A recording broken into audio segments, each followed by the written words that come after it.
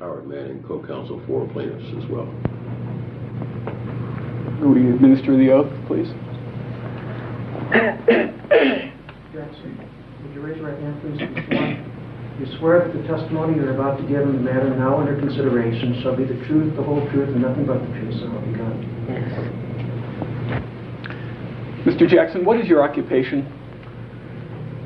Entertainer, dancer, singer, songwriter.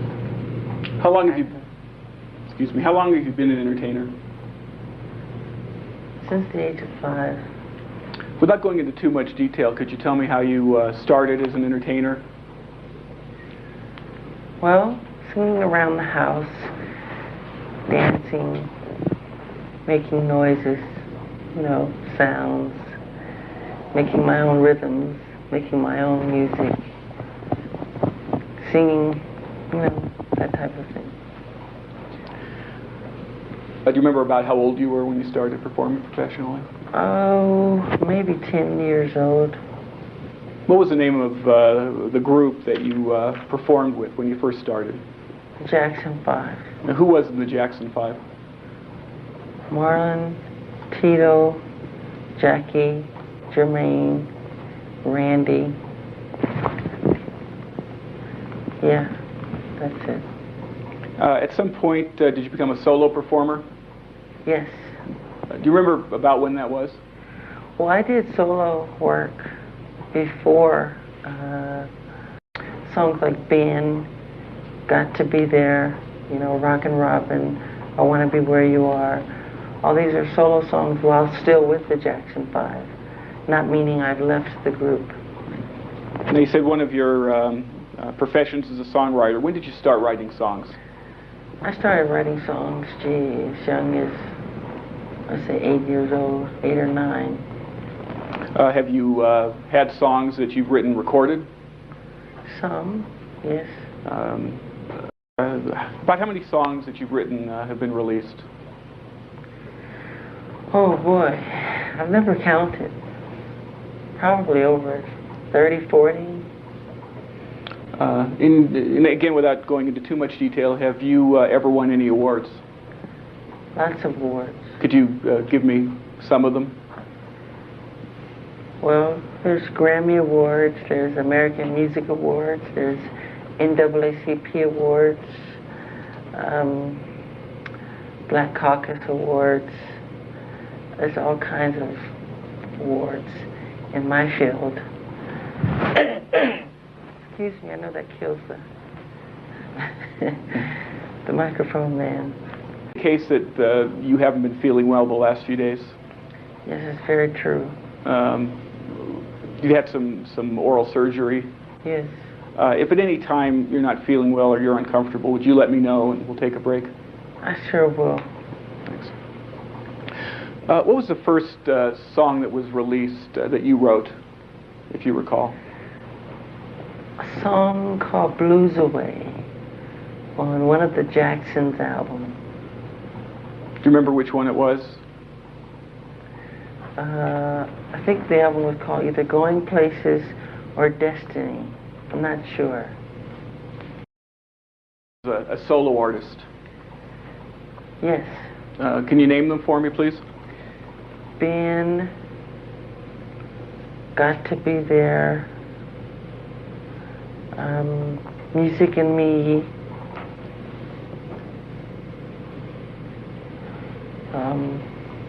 there are a couple of others on Motown. I can't think of them right now. Then there's Off the Wall, Thriller, Bad, Dangerous.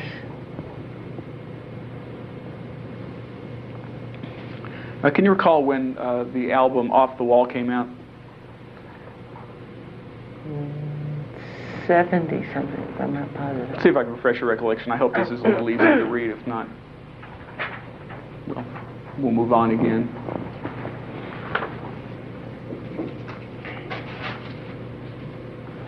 '79. Do you recognize the document that I'm showing you? Yes. What is that? The cover of Off the Wall. Did you write any of the songs that were included on the album Off the Wall? Yes. Which ones? Don't Stop Till You Get Enough. And Working Day and Night. And I co-wrote one with another musician called Get on the Floor. Who is that other musician? Whose name is, oh boy, I can't think of his name right now. Well, that's okay. Did the group The Jacksons also do an album called Triumph? Triumph, yes. Do you recall when that was? No.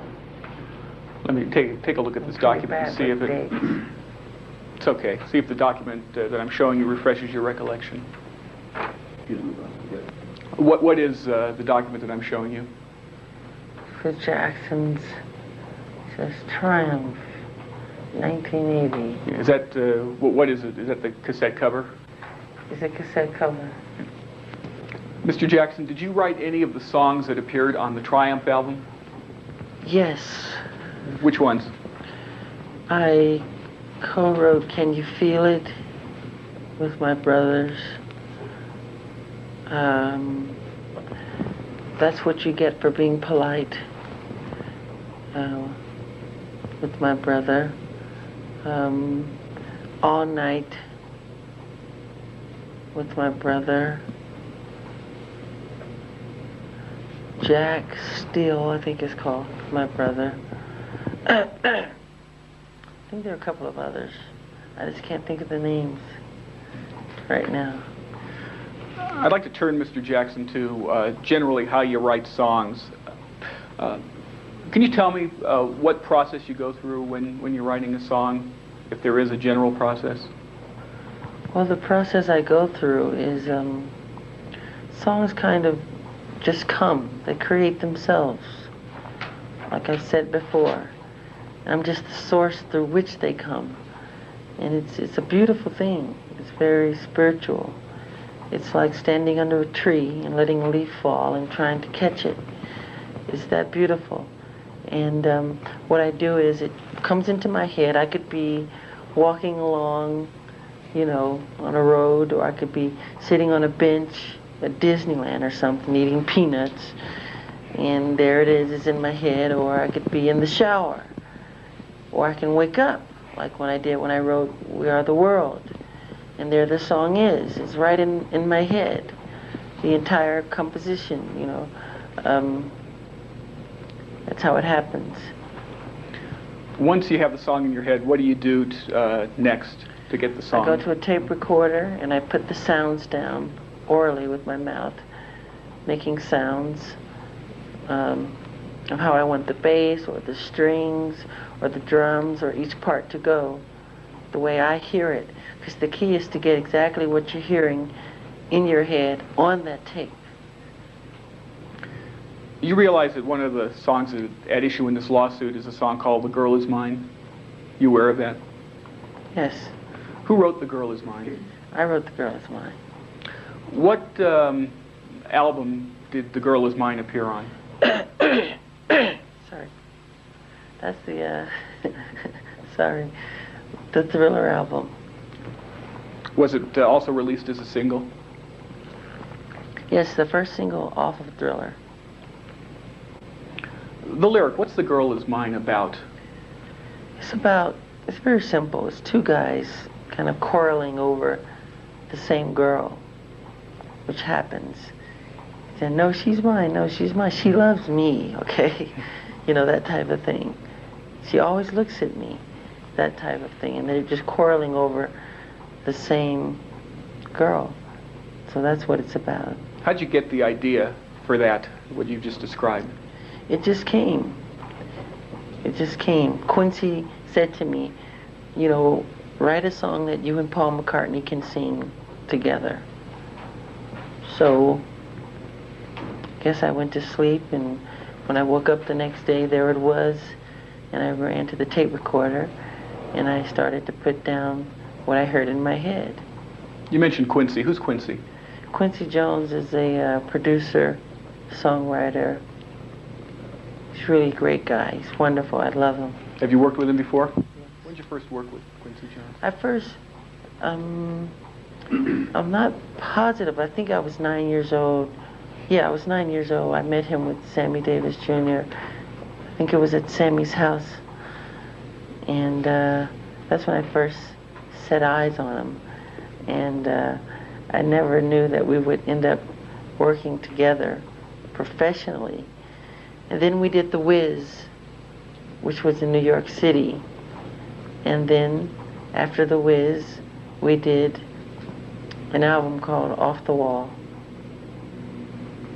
The Wiz was a motion picture? Yes, Universal. Now, at some point, you made a tape recording of The Girl Is Mine, a work tape? Yes.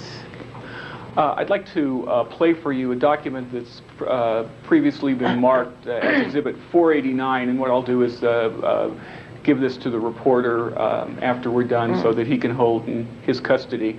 And I'll just play a little bit of it at first, Mr. Jackson, and ask you to tell me whether you recognize Exhibit 489. My question is, I'm going to play Exhibit 489, and again, Mr. Jackson, ask you whether you recognize it. I'll just play a portion of it.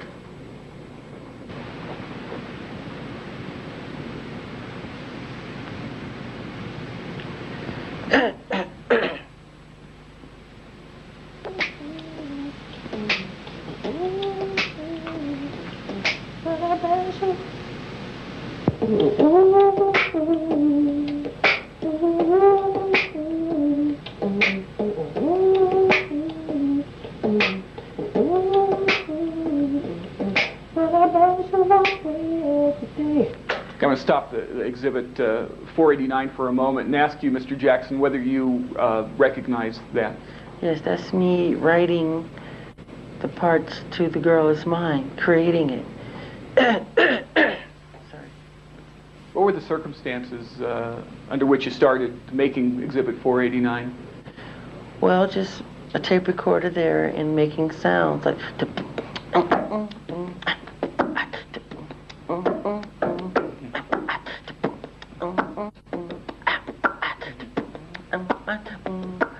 Objection. Are we going to have? Is this right in my objection? dreams, says I met her Objection. from the I have an objection. start. I have an objection.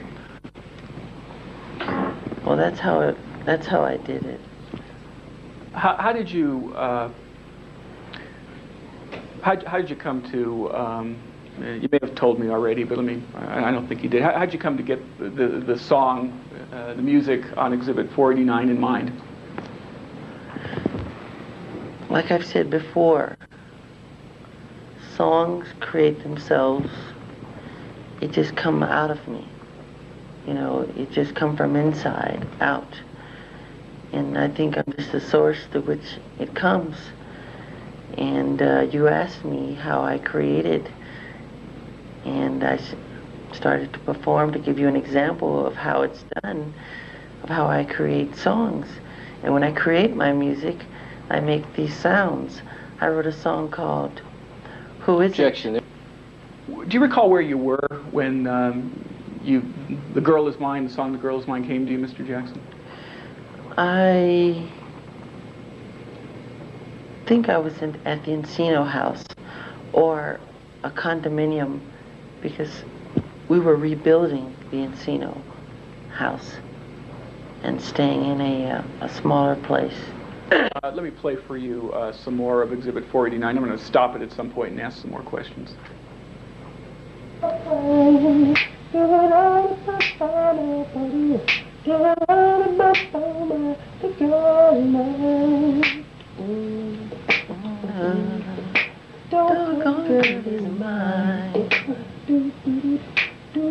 that's The Girl Is Mine. Objection. Doggone girl is mine. Is there Mr. a question Jackson, before the... Will you show us what you were doing on that tape? Yeah. Every night she walks right in my dreams. Since I met her from the start, I'm so proud I am the only one who is special in her heart. The girl is mine. The doggone girl is mine. Don't waste your time, because the doggone girl is mine. When you were making some sounds with your mouth, what was the purpose of that? The sounds are the rhythms that I make. I wrote a song on the Dangerous album called Who Is It? And what I do is I go to a tape recorder and I put down the sounds the way I'm hearing it in my head. And I'm hearing the bass, I'm hearing the percussion, I'm hearing the drums. And the Who Is It? Like, it goes, bum,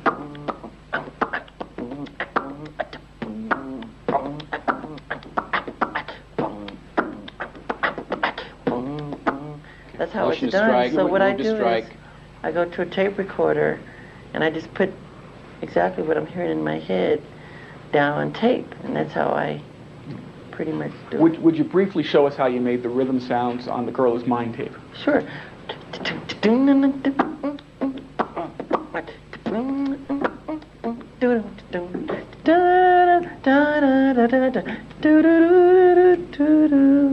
Like that. I'd like to play. Girl is mine. Sorry, my voice. I'm really hoarse. At a concert last night. My throat is Objection, really move to bad. strike. No, I've stopped the tape. You were singing some lyrics and not others, is that right? Pardon? You were singing some lyrics but not others. Yes. Why was that? Because certain words come into your head at a certain time that are fitting for the melody. Certain words come with the melody at the same time that it's created. You know, heal the world. I mean, I didn't think about it. It just came. Make it a better place. So it came with the melody. Heal the world. And I thought about it. Wow, that's nice. Heal the world. Let's heal our planet. Let me play some more of Exhibit 489. Don't you mind? The girl is mine. Don't go girl is mine.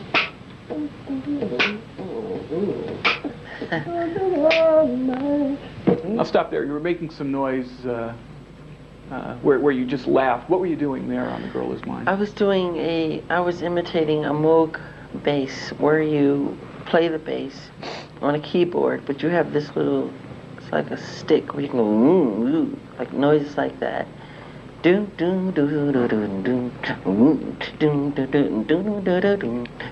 Like that. Thank you.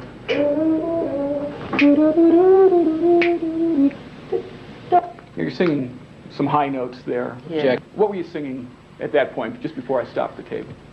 I'm singing what I hear over the chorus, like a string part. Da da da da da da da da da da. The girl is mine. The girl is mine. See how she's hanging high. She's hanging high and low for me. She know what she's done. She knows that is what to do. You just sang. Did you just hear some words on the tape? Yeah, that part of the song I never used Why not? because it went in another direction, and I can tell by listening to that where it's gonna go. It's probably gonna go da da da da da, because it's most likely to go in that direction. I haven't heard this since then. I know that I can be. There it is. She done bust inside of me. She just I her so sweet. Objection, there's no question before the witness. I heard this so long. Yes, she knows she mine. The girl is mine. The girl is mine. Move to the witness. The girl is mine. Don't she's mine.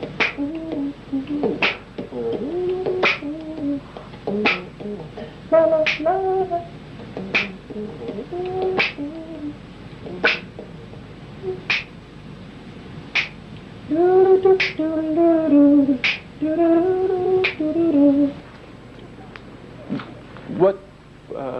were you singing just before I stopped the tape? Counter lines, musical counter lines that can go against the main part. It could be a keyboard, it could be a flute, it could be a string part. It's like a tapestry of sound, which is what the law of music is. Continue playing Exhibit 489. On the piano, it's like this. Do-da. It starts off. Do-da.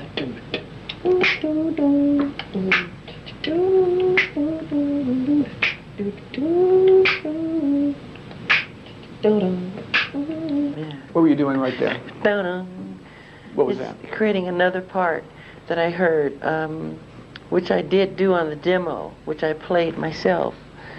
Well, was there a particular musical instrument that It's you were a in? piano.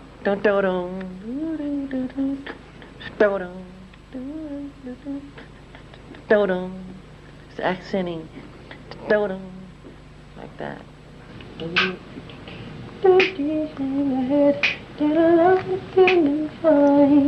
Your love got so much to me, but I held the gun in my, the gun in mine.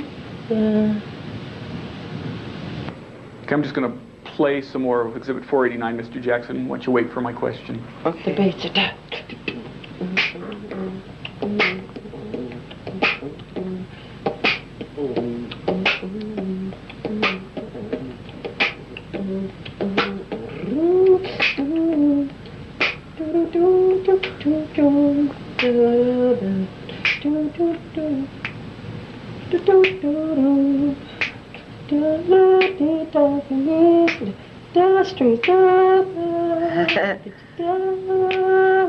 What'd you say right there? Strings. And what did that mean?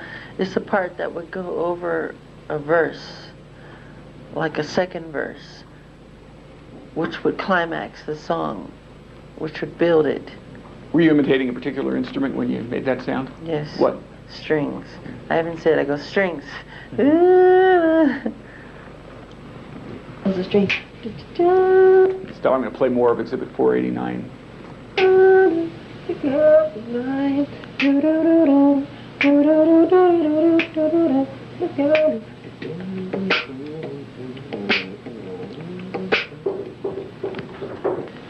Yeah, I'm playing more of Exhibit 489.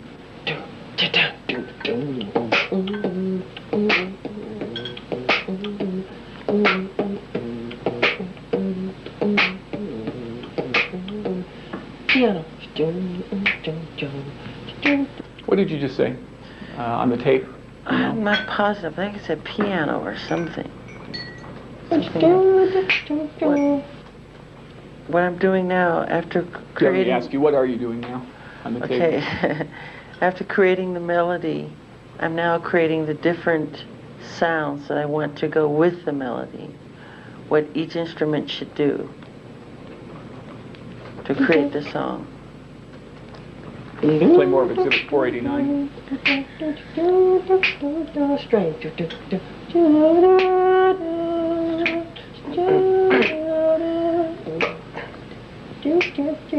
Guitar.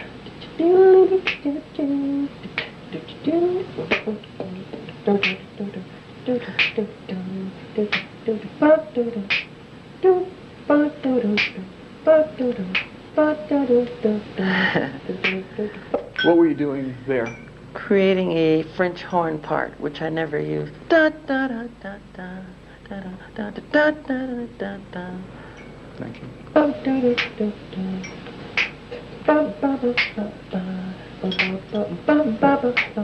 That could be soft horn. What did you just say I there? just said that could be soft horns. Continue with Exhibit 489.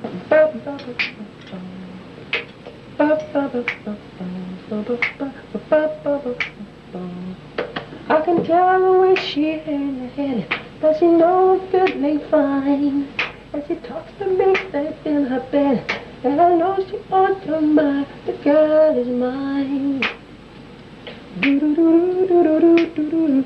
The girl is mine. And And don't write this song. Don't write anything. Let the song create itself. That's my law. Let me back the tape up slightly. And I do want to. That's what I can say. And don't write this song. The girl is mine. And don't write this song. Don't write anything. Let the song create itself. Let the strings tell you what to do, where they should come. Let the piano tell you what chords to hit, what are the fills. Let the bass tell you what it should be doing. Everything. Let it create itself. Let it form.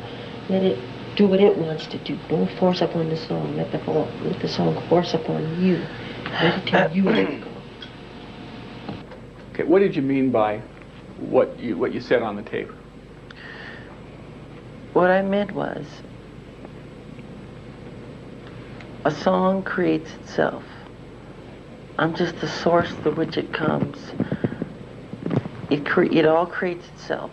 When a song comes to me, I'm hearing the strings, I'm hearing the bass, I'm hearing the drums, I'm hearing everything comes as a package. It's like catching a leaf that falls from a tree. It's the most spiritual, beautiful thing that can ever happen.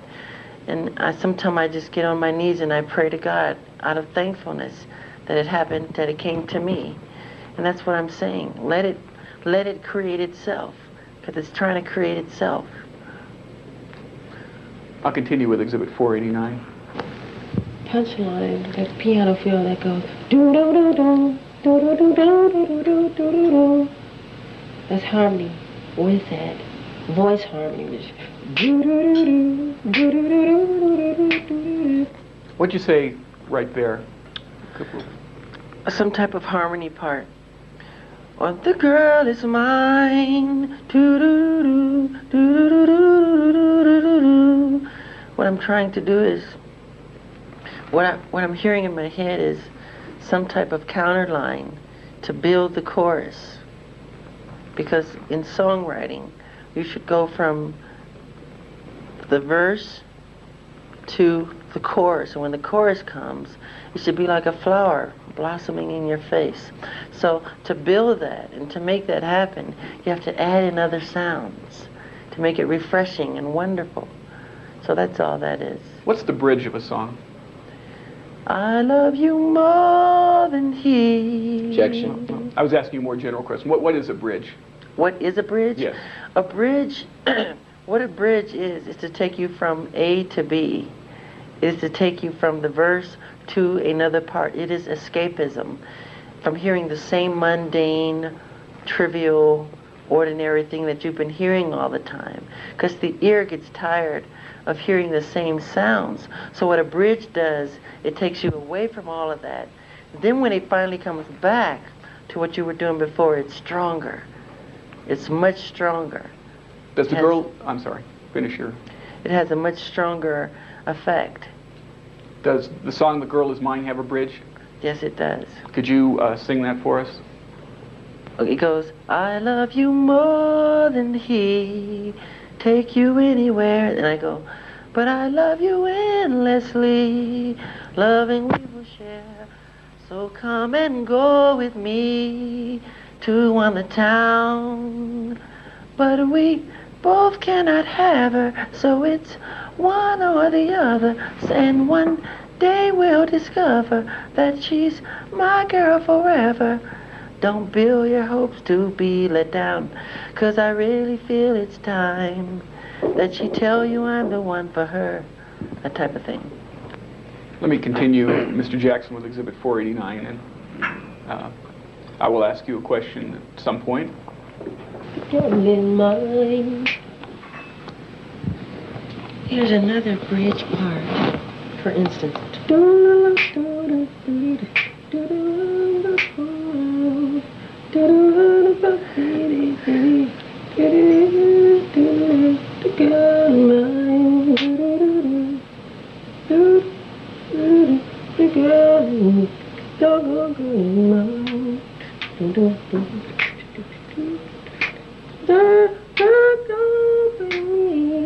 Take go anywhere. She feeling girl.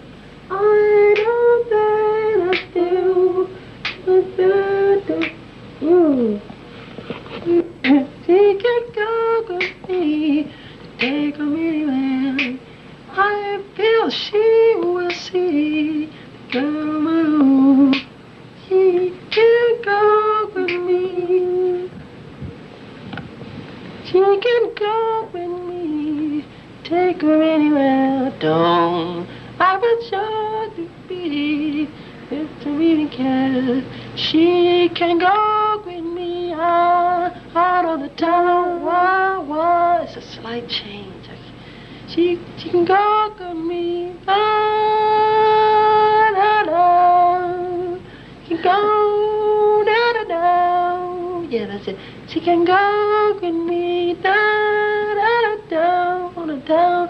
She can feel with the breath you wind. I hope you say hello to her.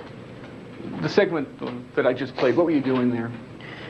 Creating, or discovering, I should say. Because I try not to invent. I try to discover what's there. And I'm discovering where the song wants to go. And it's the bridge. It's the bridge of the song. And it's these changes that it reminds me of a song I just wrote recently called Stranger in Moscow in Russia. And I went through the same thing, trying to dictate into a microphone what you're hearing in your head. It's very difficult sometimes because you can't, you only have one voice, but you're hearing full chords. So it's a very difficult thing to do. But you just do your best. What's a chord, Mr. Jackson? What's a chord? Yeah, in music. A chord is harmony. It's sound that's pleasant, something that can be pleasant to the ear. Music. Let me just state for the record, I'm playing Exhibit 489, and at some point I will ask you a question about it, Mr. Jackson. Just to see it's in mine, the girl is mine. Do do do do do do do do do. The girl is mine. Do do do do do do do do. The girl is mine. Do do do do do do do do do do. The dark girl is mine. Do do do do do do do do do do.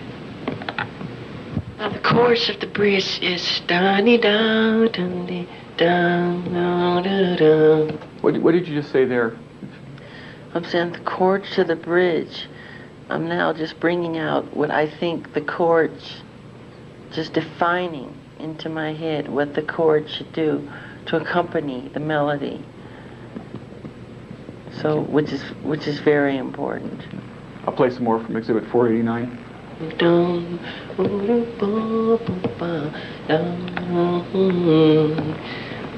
oh God, down,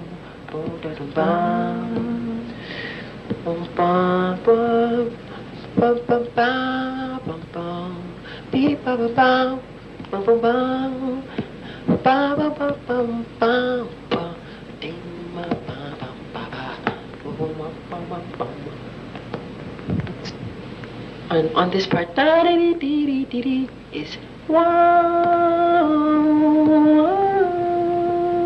and another. Mr. Jackson, what were you doing there? I'm making background sounds, which I did on the demo, which is just one of the notes.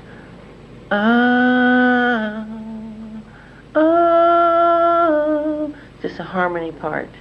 I think there's like 6 different harmony notes. That's just one of 6.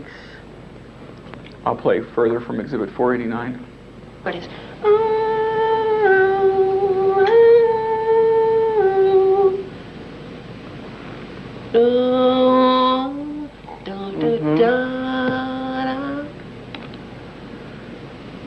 What were you doing there?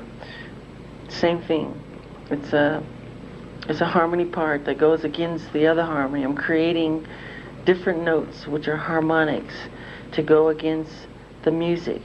I'm creating all the harmonies and all the sounds, each individual sound, which make up the whole of The Girl Is Mine. Play further from Exhibit 489.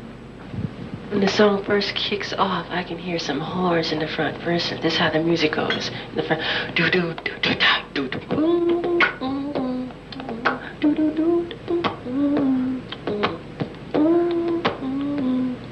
I can hear horns da do do do do do do do do do do do do. Soft horns.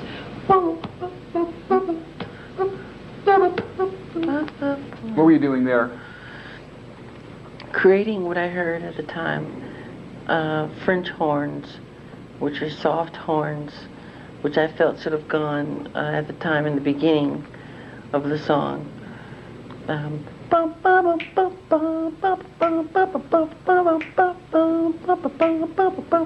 That type of thing. She can go with me, take you anywhere. Wah, ba, ba, ba, ba. Wah, ba, ba, ba, ba. What part of the song is it that we just heard? You just heard the bridge. She can go with me out of town, messing around, great God, we both can heaven, so it's fun all the other. There it is. Don't build your hopes to be met. What did you just hear? There it is. That's what I was looking for. It's the fire that builds coming out of the bridge. But we both cannot have her, so it's one or the other.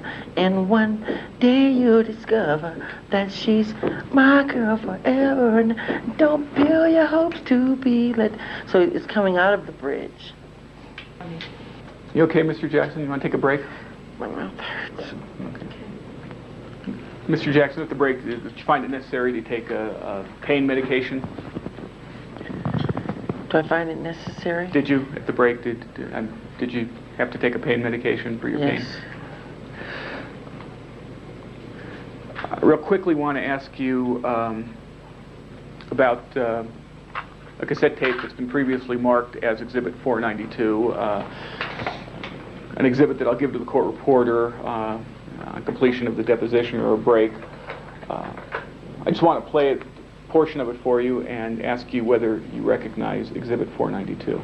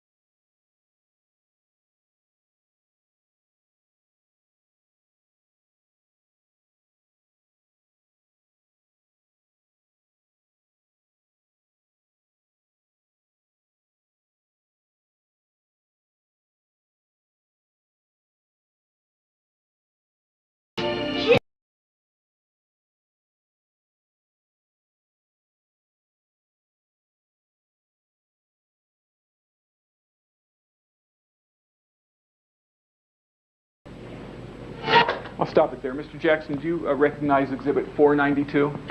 Yes. What is it? That's my original demo of The Girl Is Mine. Does that demo use any of the material that you sung when you created the work tape? Yes. After you did the demo for The Girl Is Mine, what happened next in connection with the song? After that, I played it for Quincy, and he loved it. He thought it was perfect for Paul and I. And we played it for Paul in Arizona, and Paul loved it. We recorded it. Was it commercially released? Yes. Did anyone make any changes in the studio? Were there any changes from that? Yeah. Other than that? Yes. What? There was a guitar lick that's different that was added. Any changes to the bridge? Yes, the bridge was extended a little. Who suggested that? I think it was Quincy, I think. Mr. Jackson, before this lawsuit was filed, did you ever hear a song called Happy Go Lucky Girl? No. When you wrote The Girl Is Mine, did you copy from anyone else's song? No. Was The Girl Is Mine written by you and you alone? Written by me and me alone. Before we go on to the next song that we're going to talk about, I'd like to ask you some questions. Do you know anybody named Robert Smith? I've heard of the name. Where'd you hear the name? I don't know. Do you know anybody named Clifford Rubin? Doesn't ring any bells. Do you know Raynard Jones? Yes. How do you know Raynard Jones? A friend of my brother's, I think, over the years or something. Do you consider him a friend of yours? No. Why not? Well, a friend wouldn't do this, would he? How about in the early years? You ever think of him as a friend of yours? Not really. He's not my age. I mean, he hung out with my brothers. He's much older than I am. Over the years, did Raynard Jones ever visit your family? Yes. Under what circumstances?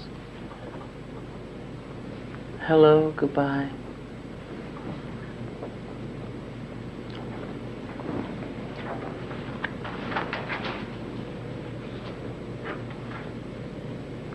Do you ever recall Raynard Jones playing you songs in your studio in Encino?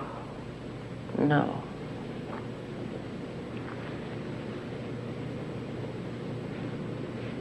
Do you ever copy any songs provided you by Raynard Jones? No. Ever copy any songs written by Robert Smith? No. I'd like to talk now about the song Thriller. Are you familiar with the song Thriller? Yes. Who wrote Thriller, Mr. Jackson? A guy named Rod Temperton. Did you have any role in connection with the song Thriller at all? I sang Thriller. Did you have any role in writing the song? No. When did you first hear the song Thriller? I first heard the song, it was a different title. I heard it in Encino, at my house in Encino. It was under a different title. What was that title? Starlight, Sun. And who brought you the song under that different title? Rod Temperton. Did he come to your studio? Did he come to your house alone? Or was he with someone? He came with Quincy. Before Rod Temperton brought you this demo of Starlight, did you have any contact with him in connection with the song Starlight? No. When you got to your house, what did Mr. Temperton do in connection with the song Thriller? He came with a keyboard machine, and I kind of admired the way he worked. He had all the sounds already programmed inside the machine. So when he MIDI'd the sounds to another keyboard or to the main board that's in the studio, which is the audio board. They would play the sounds and the performance that he had performed somewhere else. It could have been Switzerland or Germany. So all the parts were there inside that machine, done and performed already. At some point, did you learn the song Thriller or Starlight at the time? Let me withdraw that. At some time, did you learn the song Starlight? Yes. How did you learn it? He just sang, well, he sings it on a tape, and it's his voice singing against a demo. And again, what was the name of the song when it was on that demo? Starlight Sun. In your performance of what eventually became Thriller, did you make any changes in connection with your performance in the music?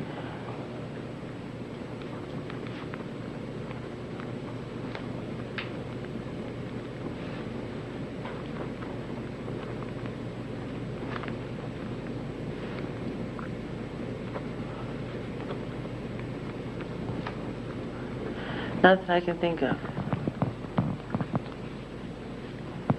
Did you play any role whatsoever in writing the music underlying the lyrics in Thriller that go, it's close to midnight and something evil's lurking in the dark? No. Who wrote the lyrics for Thriller?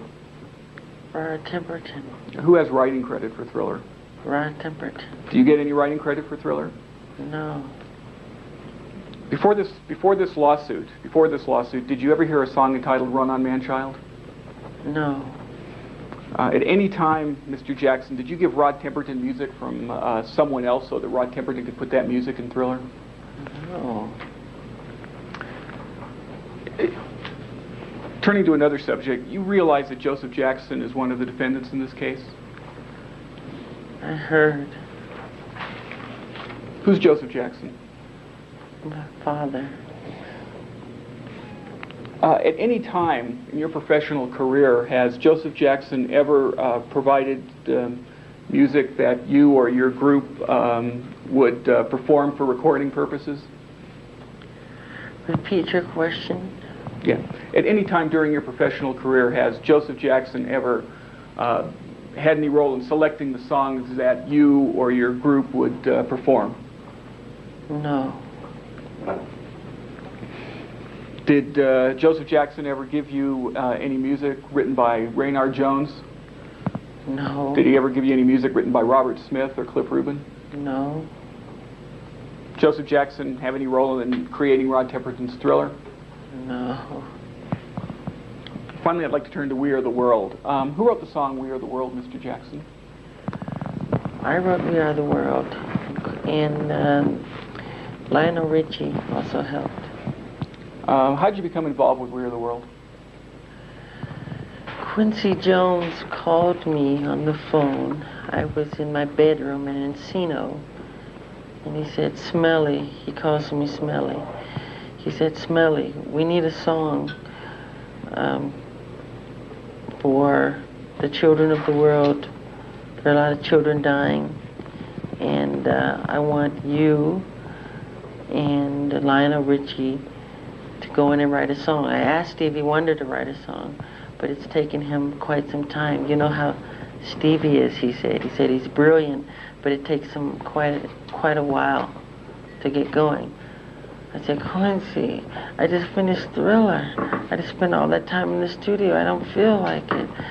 And he said, but it would be very important for the children. As soon as he said that, he knew how I feel about children and how important that is to me. So I said, I'll do it. And so I got together with Lionel, and we got together and goofed off for 2 days doing nothing, just making fun of each other and being silly, because we go way back since I was like 8 years old or something. How'd you meet Lionel Richie? He used to open up for my group, Jackson 5, on our early tours as the Commodores. And then after he would perform, he would go out front and hold the fans back. So he was like a bodyguard at the same time, in front of the stage, holding back all the kids. So we had a pretty good relationship, and we laughed about old times. So we had a lot of catching up to do. So we talked and laughed and threw things at each other and joked around and didn't get anything done. Then on the third day, I think it was the third day, I woke up with this melody in my head. Did Mr. Ritchie bring any melody to you at any time? Yes, Lionel brought something to me. He had something in his head that he had as well. What was that? Can you sing it? Yes, he had, I think he played it on tape. And he sang it to me. This is what he played. He said, "This is all I have, and I hope you like it." It went, da-dee-da-da-dum, da-dee-da-da-dum. And that was it. Did you like it? Yeah, I said, "That's nice." And then what happened? I said, "Well, listen to this." And I played him what I, no, that's not what happened. I said, "I have something in my head that I have as well." I said, "But I want to go in the studio and put it all together first, and then I'll let you hear it." So I went in the studio and put all the sounds down. There comes a time when we heed a certain call, da-da-da, the whole thing, the bridge. And Could you briefly demonstrate how you went through that creative process? Well, let me back up. Did you ever put what your ideas for We Are the World into a tape recorder? yes, I did. Do you know where that tape is? No. I never keep up with my tapes. I'm not organized in that way. Can you demonstrate for us, just briefly, how you created some of the music that you created for We Are the World? Okay. I strongly remember getting on my knees and praying to God, thanking Him for the melody that came into my head, because I was pleased with it when I woke up that morning. I said, "This is so lovely." And I went to the tape recorder and I put it down, and it was da-da-da-dum, da-da-da-da-da-da, da-da-dum, da-da-da-da-da-da-dum, da-da-da-da-da-da, da-da-da-da-da-da, da-da-dum, dee-da-da-dee-da-da-dum, da-da-da-dum. Then I put in that part, da-da-da-da-dum. When you say that part, the part that... Which is the part that Lionel brought. Da-da-da-da-dee-da-dee-da-da-da, then I added again, da-da-da-da-da-dum, da-da-dee-da-da-dum, which is the part I added on. Da-da-dee-da-dee-da-da-da, dee-da-da-dum. Did you also work on the harmony? The harmonies, I did just the way I did The Girl Is Mine, no different. I did the strings, and I did the bass, and I did the chords, and the bridge, the same way, the same law, and letting it create itself. Did you eventually make a demo of We Are the World? Yes, I did. Do you remember where that was? I can't find that tape to this day. I wish I knew where it was. I'd like to hear it just to have some laughs. Did you go to a studio to make the demo? Yeah, it was a studio in the valley. Was there an engineer there at the studio? What was the name of? Let me back up. What was the name of the studio? Do you recall? It's for you or who? Thanks. Red Wing. I think that was the name of it. And you recall what the engineer said? Let me back up. Was there an engineer? Yes. What happened next? Well, let me stop. Let me play you just a brief portion of tape marked Exhibit 486, previously identified. And there seems no hope at all. If you just believe, there's no way we can fall.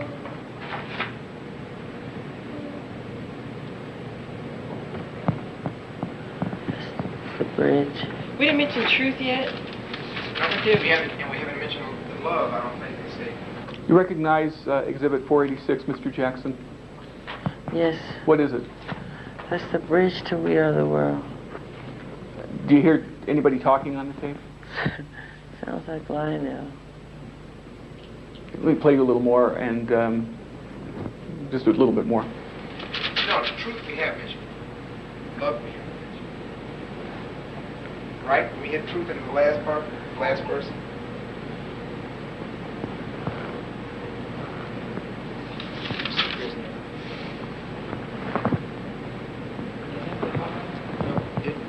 So far we haven't mentioned truth. That someone cares in their life. You also on that tape? Yes. How did you come to create Exhibit 486, this tape? How did I create it? Yeah, how did it happen that what was going on was being taped? By just, because at some point, I said, I want to just tape some of what we're doing so we can just have it, you know. What were you and Mr. Ritchie doing on that tape? Singing, goofing off. Were you writing any of the song at the time? Not really. We kind of goof off a lot.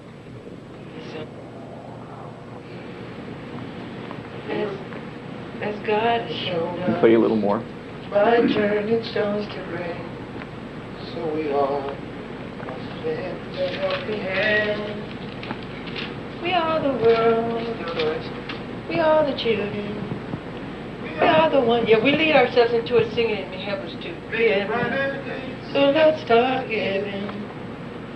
There's a chance we're taking. We're taking our lives. It's true, we'll make a brighter day, just you and me. When you're down and out, and there seems no hope at all. But if you just believe, there's no way we can fall.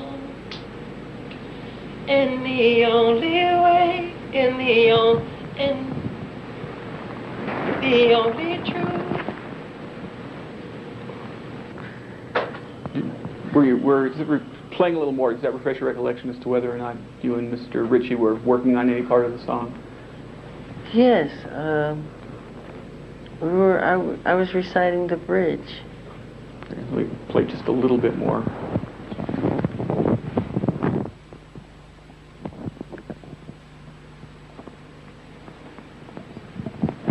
Let us understand. Let us understand. It's going to take you and me. Let us It's understand. we who have the. How about that? We Let us all. Let us understand.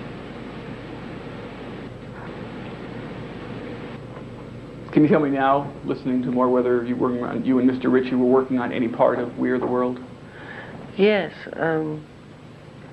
working on, I don't know if it was lyrics or what.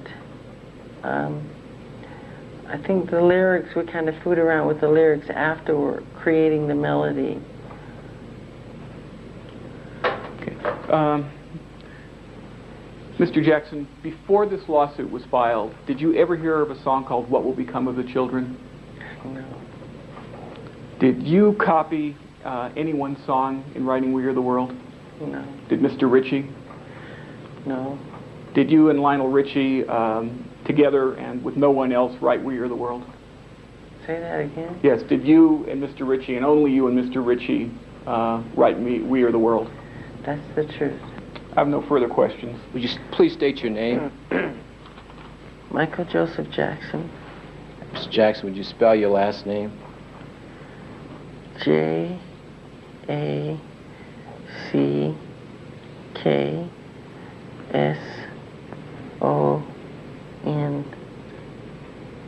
Mr. Jackson, do you know a person by the name of Raynard Jones? I've heard of the name Raynard Jones. Have you simply heard of it, or do you know the person? Do I know the person? I've met him. When did you first meet him? I don't remember. How long have you known him? I don't remember. Did you first meet him in Los Angeles? No. Did you first meet him in Detroit? No. Did you first meet him in New York? No. Where did you first meet him? I think Indiana. What part of Indiana? I think Gary, Indiana.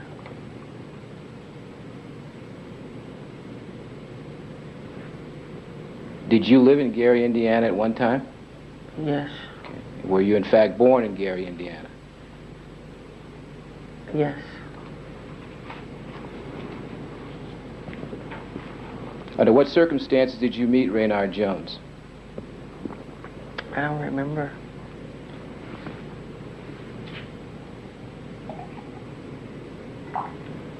But you did meet him in Gary, Indiana. That's your recollection, is that correct? Yes. Okay. But you don't recall under what circumstances you met him. Is that correct? I don't know. You don't know what? You don't know what, Mr. Jackson? Under what circumstances? Okay. Have you ever discussed music and songs with Raynard Jones? Not that I remember. Is it that you have not discussed music or songs with Raynard Jones, or is it that you don't remember whether you've discussed songs and music with Raynard Jones?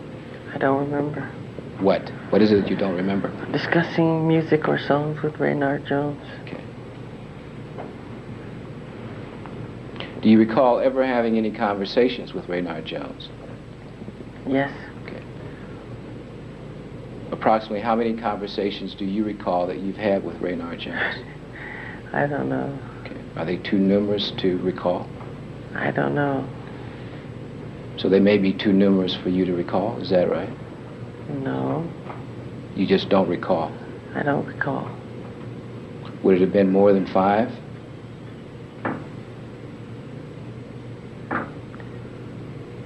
Could be. More than 10? I'm not sure. More than 15? I'm not sure. 20? I'm not sure. Do you know where any of these conversations took place? No. Do you know whether anyone else was present when these conversations took place? No. Have you ever rehearsed any songs with Raynard Jones in any location? Yes. Where?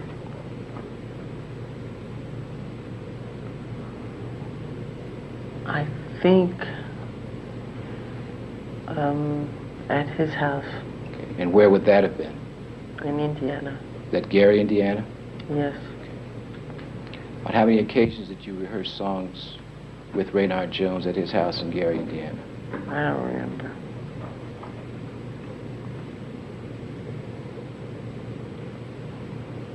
On the occasions that you rehearsed songs with Raynard Jones at his home in Gary, Indiana, did you also discuss those songs with him?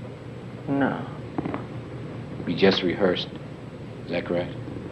As I remember. As you remember what?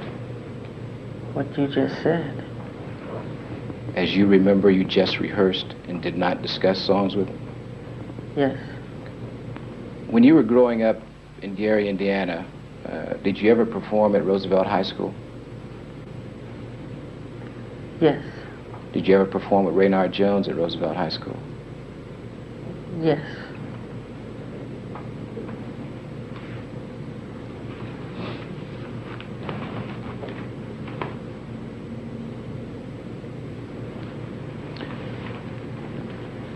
Has Raynard Jones ever visited with you outside of Gary, Indiana?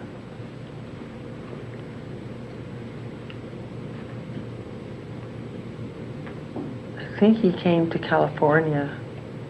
Okay. And did he ever visit with you and or members of your family at your residence on Havenhurst? Yes. Do you recall how many times that he did that? No. Mr. Jackson, do you ever recall whether Raynard Jones visited at your property on Havenhurst while you were there? I'm not positive. Did he or did he not visit while you were there?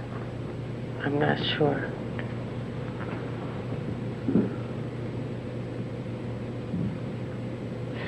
Do you recall Raynard Jones visiting the Havenhurst property accompanied by 2 other individuals? I don't know. Is it your testimony that Mr. Jones never visited the Havenhurst property while you were present? I'm not sure. All right. Other than Motown, did you sign with any other record company? No. Is it your testimony here today that you didn't sign a contract with CBS Records? Did I sign with CBS Records? Is that what you're asking me? That was the question.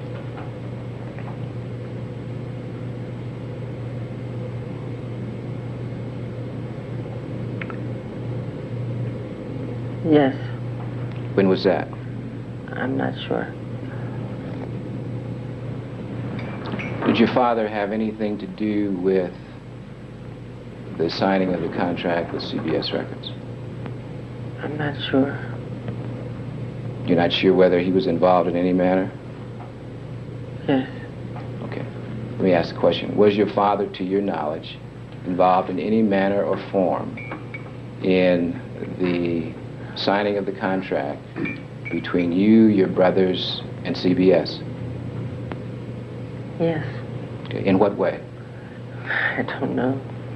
Now, you know that he was involved, but you don't know in what way he was involved? Exactly.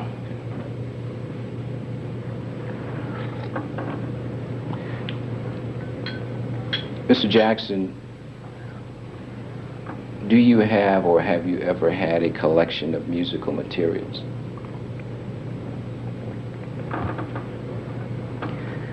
A collection of musical materials? Yes, or a collection.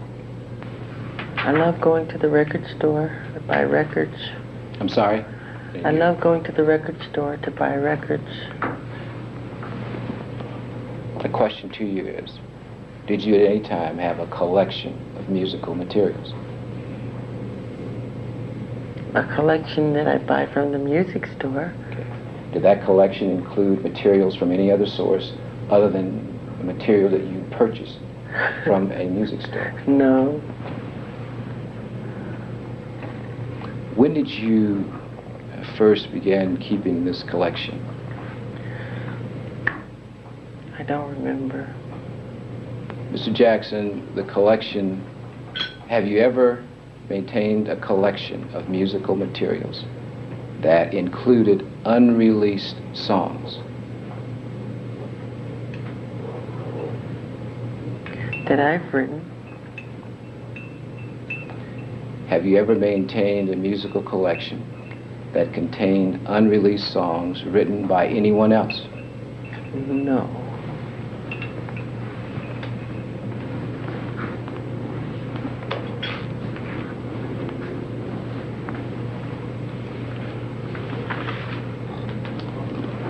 In 1977, did you maintain a collection of musical materials? My favorite record store is Tower Records. I collect cassettes and CDs from Tower Records.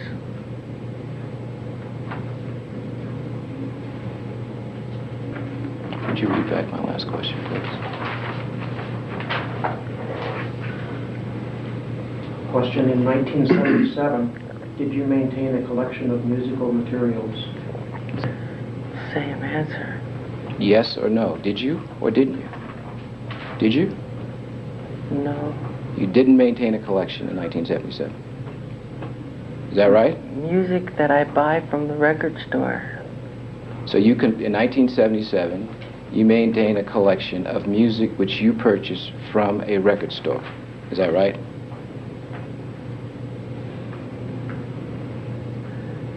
77, 78, 79, 76. It's part of, I love music. I buy records. So you did maintain a collection of songs that you purchased from a music store, right? In 1977. Yes. Okay.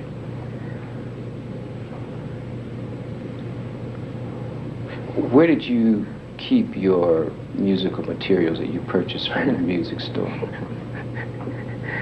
Everywhere. There was no particular location? No. Okay.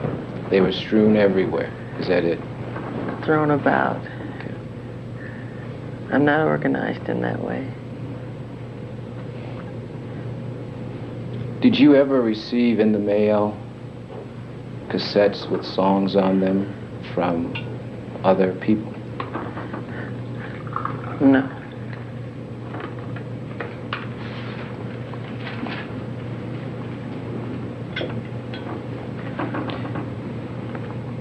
Is there anything in your musical collection which you did not create? Of course.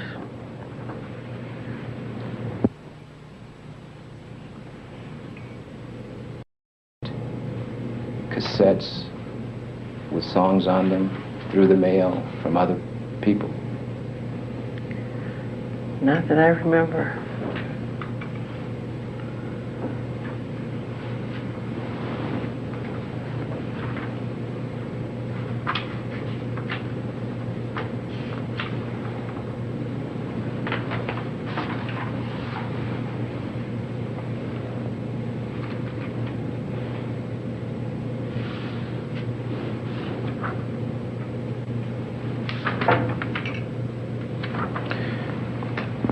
Have you ever, during the period in question, Mr. Jackson, received cassette tapes and lead sheets and/or lead sheets from any other person? Repeat that question. Question, have you ever, during the period in question, Mr. Jackson, received cassette tapes and lead sheets and/or lead sheets from any other person?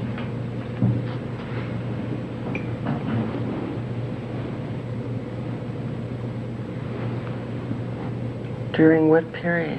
1977 through 1985. No.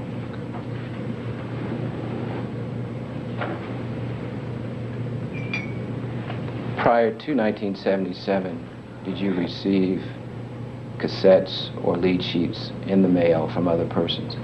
No. Subsequent to 1985, have you received cassettes and lead sheets from individuals through the mail? I don't remember. Is it your testimony, Mr. Jackson, that you have never received cassettes and lead sheets through the mail from other individuals? No. Is that your testimony? Testimony. Your testimony that you have not? I have not. Okay. Mr. Jackson, I'll refer you once again to your deposition dated October the 19th, 1989. Refer you to page 138. Question at line 23. Do you receive material from other songwriters? Answer at line 25. Do I? Continuing on 139. Line 1, question, yes. Line 2, answer, I used to. Songs that I've recorded. The material that you received in the mail, cassettes or lead sheets, what did you do with them? I just don't remember getting things in the mail.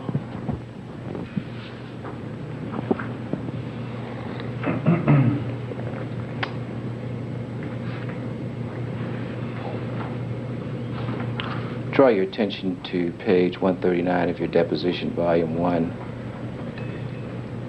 Line 25, question, would you receive tapes in the mail or lead sheets in the mail or lyric sheets in the mail or reel-to-reel tapes in the mail? Answer on page 140, line 3, yes. But no, I wouldn't dare take the time and listen. I'd just throw them away. If that's what you said, is that what you did? Yes. So you did receive cassettes and lead sheets in the mail from other people. Is that correct? I'm foggy on that. I don't quite remember. Now, when you would receive these materials in the mail, would you throw them away? If I got any songs in the mail, I would never listen to them. My question to you is, the songs that you received in the mail, did you throw them away? Absolutely. And how did you get rid of them? I don't remember.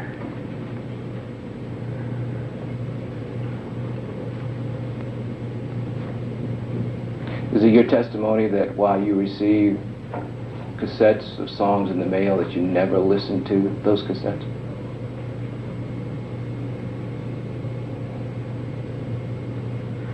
Repeat your question.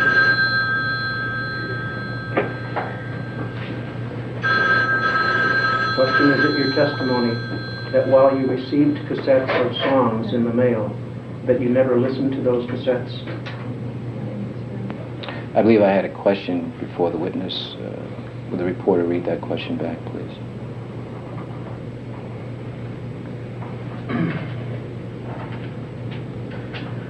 The question, is it your testimony that while you received cassettes of songs in the mail, that you never listened to those cassettes?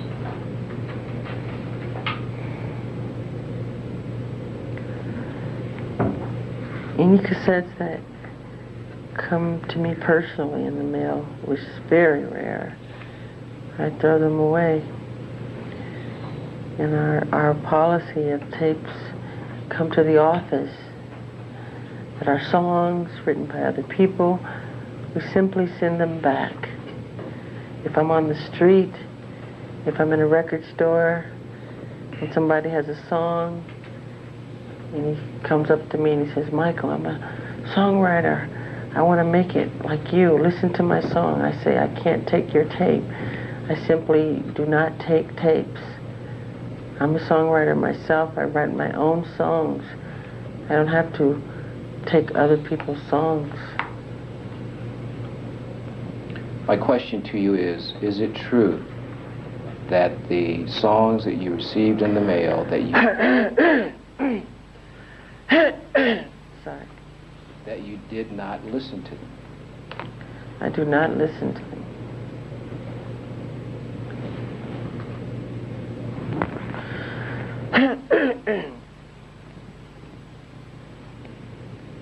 Mr. Jackson, does the collection that you have consist of songs that you have started but you didn't like, and you let them go or you dropped them?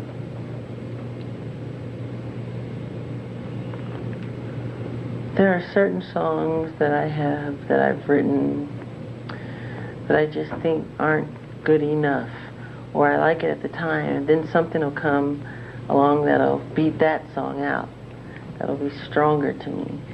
So it'll just leave that song there. It's just there. So your answer is yes Yes to what? to the question. What's the question? Please read it back. I'm sorry.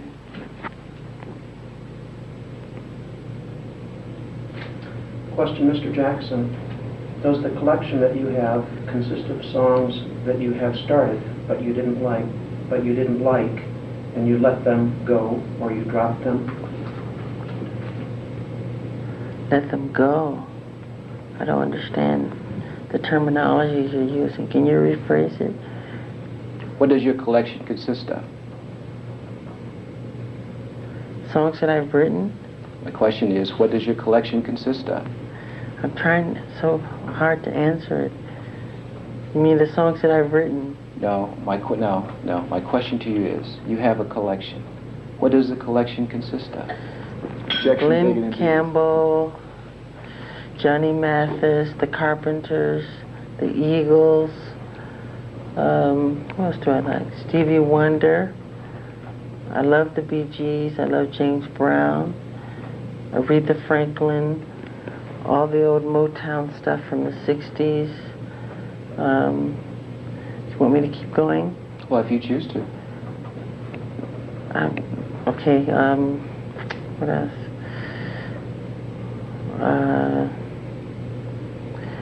I love Herman's Hermits. I love the Beatles. I love a lot. The Sherman Brothers, who I think are very good.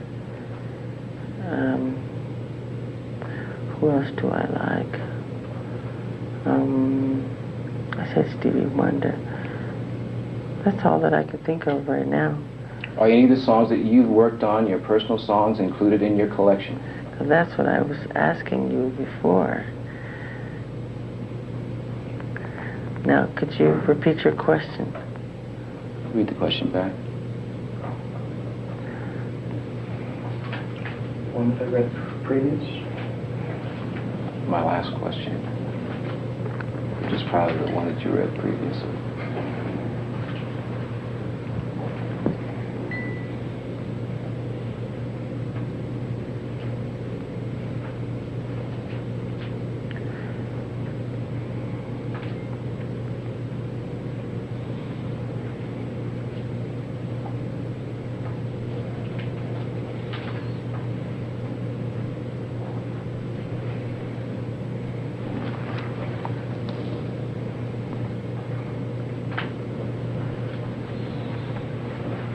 Question, Mr. Jackson.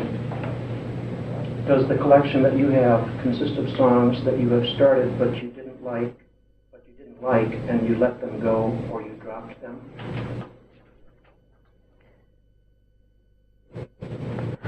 Let them go. I just don't understand what that means. Mr. Jackson, I call your attention to volume 1 of your deposition taken October 19th, 1989, page 129. Question at line 6. What does your collection consist of? Answer at line 7. Songs I work on.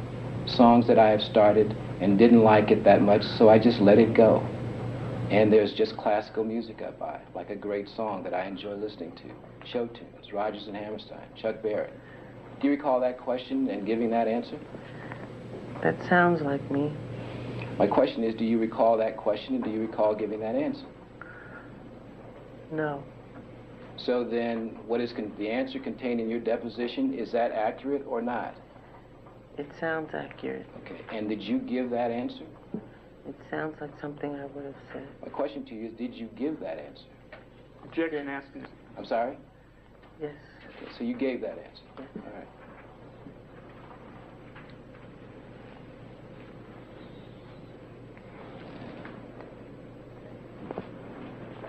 I forgot Rodgers and Hammerstein. I love them.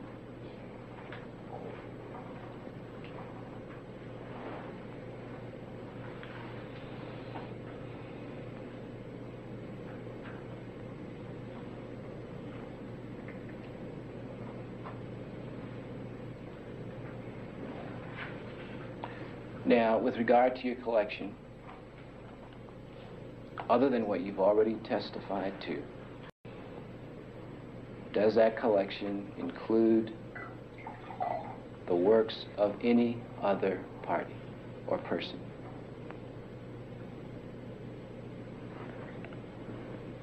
The works of any other party or person? Yes, I like. No, I'm not asking you a question about what you like. I'm asking you about what's included in your collection. You've told us you've mentioned a number of names of individuals and groups. Yes. Including songs that you work on that are included in your collection, is that right? Yes. Okay. Are there any other persons whose works that you have not mentioned are included in your collection? No.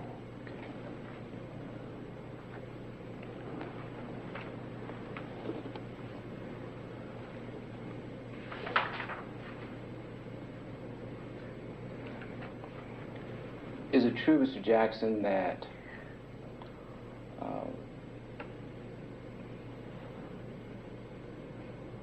you started to sing "The Girl Is Mine" into a tape recorder?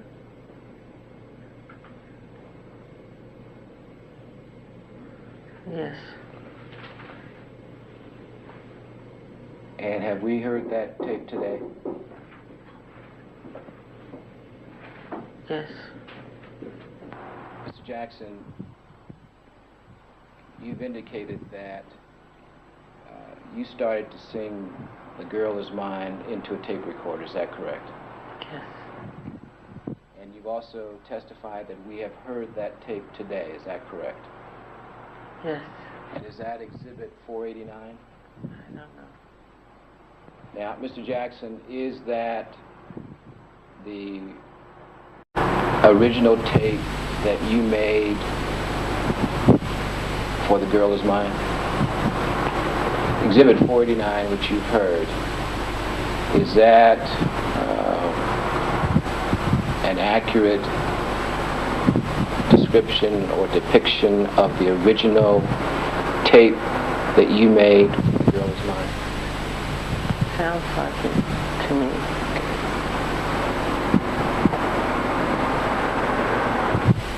How long have you had that tape?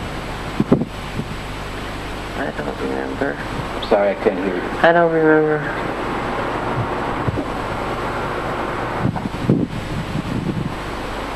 Was there a time when that tape was lost? I don't remember.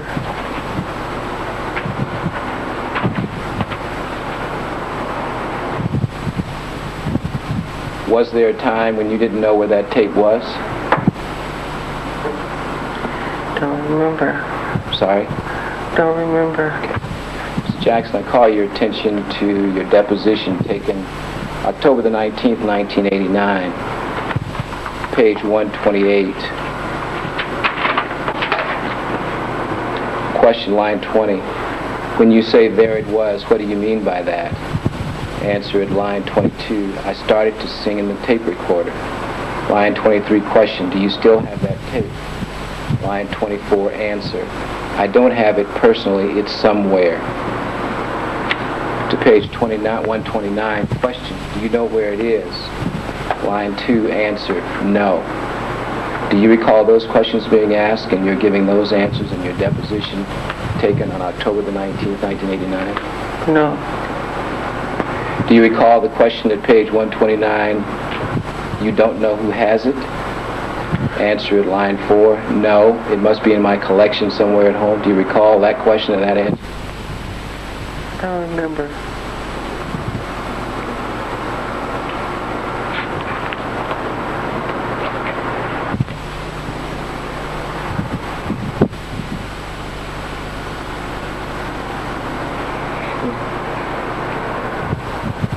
What is it that you don't remember? What you just asked. Okay. You don't remember saying that you don't know who has it? Repeat your question. You don't remember saying you don't know who has it? I don't remember. You don't remember saying that? I don't remember. You don't remember saying that? That's right. I'm sorry, I didn't hear you. Yes.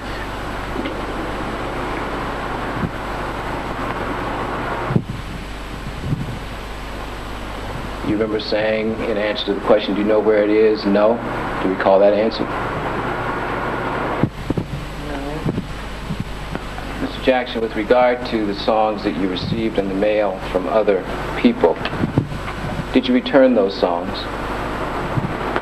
I answered that question. My question to you is, did you return any of the songs that you received in the mail? I threw them away.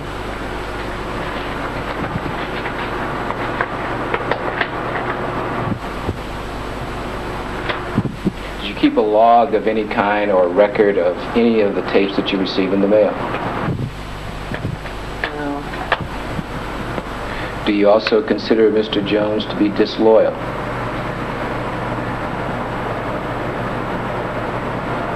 Yes. Do you feel that Mr. Jones owes you some loyalty?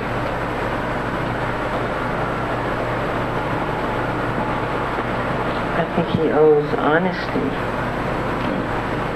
you say that you also owe honesty? I'm being very honest.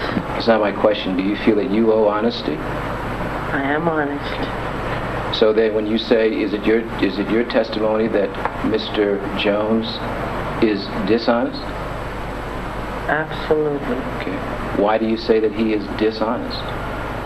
Because he knows in his heart that he didn't write those songs. Which songs are you referring to? The songs that you're referring to. No. The question is, which songs are you referring to, Mr. Jackson?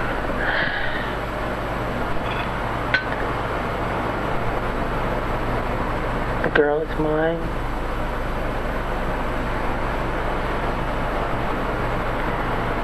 We Are the World. And Thriller. So is it your testimony that Mr. Jones is claiming that he wrote The Girl Is Mine?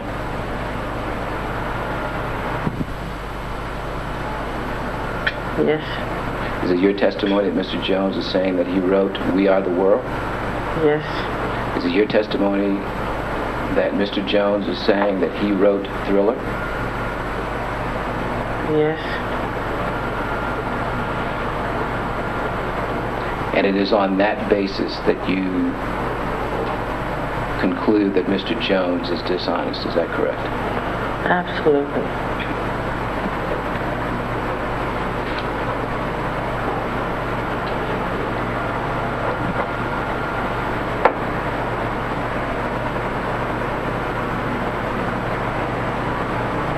In October of 1989, did you discuss this lawsuit with Bill Bray?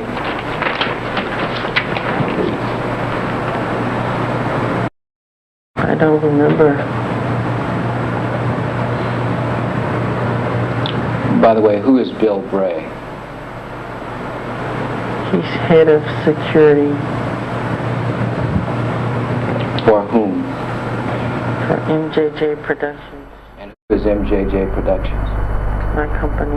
Okay, and what does MJJ Productions do? It's an office that administrates my personal affairs. How long, and Mr. Bray is employed by MJJ Productions? Oh, I wouldn't know. Okay. But he works for MJJ Productions? Yes, he does.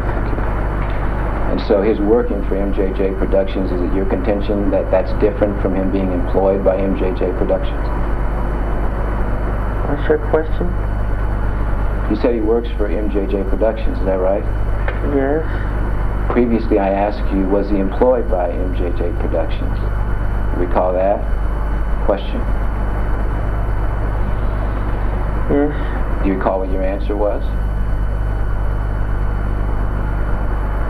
What was the answer? I'm asking you the question, do you recall? Yes. What was the answer? Was he employed by MJJ Productions? That was the question. The answer is yes. How long has Mr. Bray been employed by MJJ Productions? I'm not sure. Prior to your move to California or after you moved to California? I'm really not sure.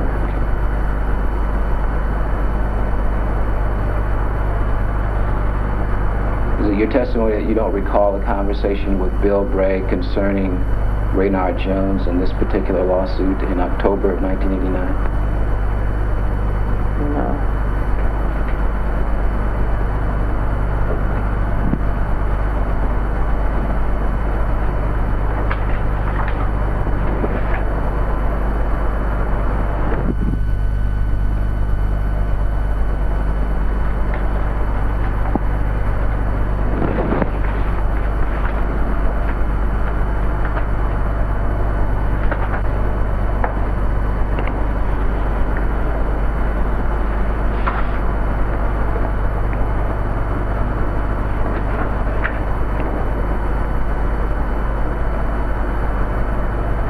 Did you ever talk to Bill Bray about the deposition that you gave on October the 19th, 1989? I don't remember.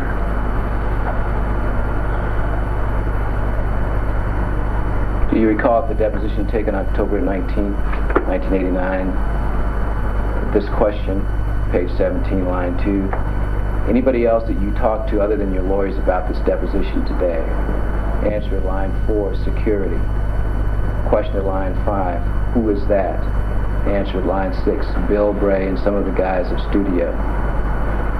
Question at line 7, what did you talk to Bill Bray about?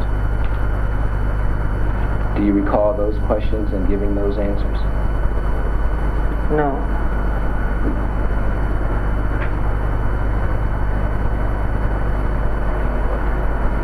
Did you answer the questions as I've read them to you on October the 19th, 1989?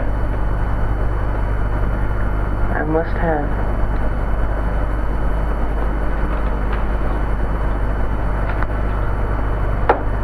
Do you recall the nature of your conversation with Bill Bray concerning this lawsuit and your deposition in October 1989?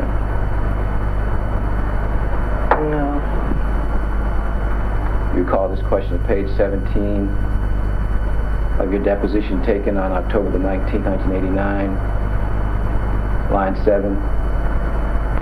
What did you talk to Bill Bray about? Answer at line 8. The nature of the conversation was Bill was very disappointed this is happening. So was I, because it's very sad, because it's not true. Do you recall those questions and those answers? No. Did you give that answer starting at line 8, page 17 through line 10 at your deposition on October the 19th? I must have.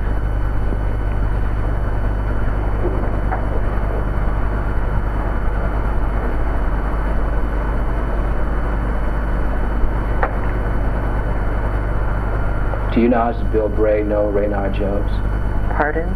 To your knowledge, does Bill Bray know Raynard Jones? Do I have knowledge that Bill knows Raynard Jones? My question was, to your knowledge, Oh. does Bill Bray know Raynard Jones? I'm not sure. Have you ever been in the presence of Bill Bray and Raynard Jones at the same time? Not that I can remember.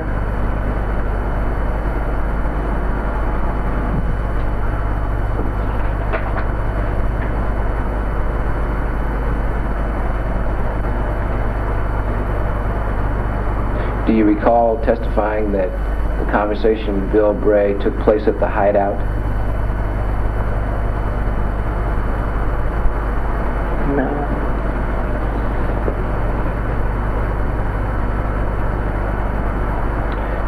Call your attention to your deposition, October 19th, 1989, page 18. Question at line 2, what did you say to Bill Bray? Answer at line 3, I'm not sure.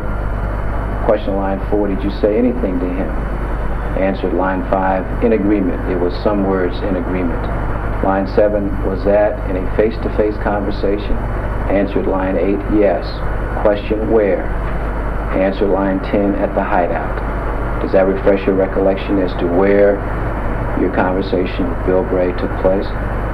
Yes. Okay, and did it take place at the hideout? It must have, if that's what I said.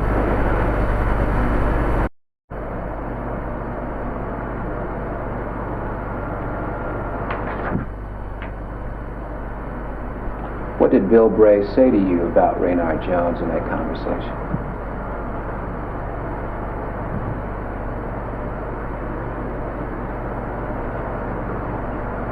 I don't remember.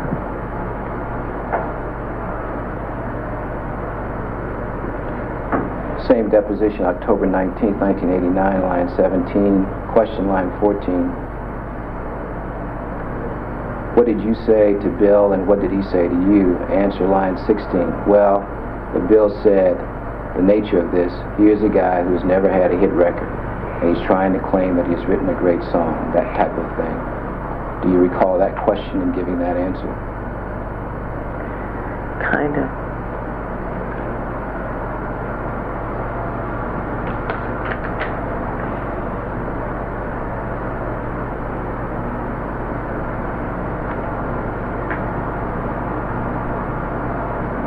Did you agree with the statement made by Bill Bray?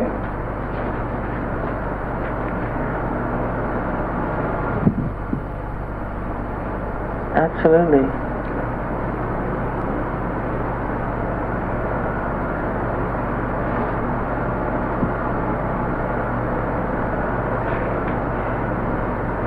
Why did you agree with this statement?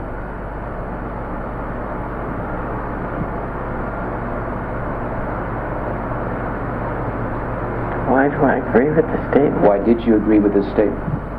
Because it's true. What part was true? He knows in his heart that he did not write those songs. He knows that. Mr. Jackson, you testified on direct examination that Lionel Richie stated to you that you write songs quickly. You could write an album in 1 week. Do you recall that? Yes. When did you first receive the call from Quincy Jones with regard to creating a song that ultimately became We Are the World? I don't remember.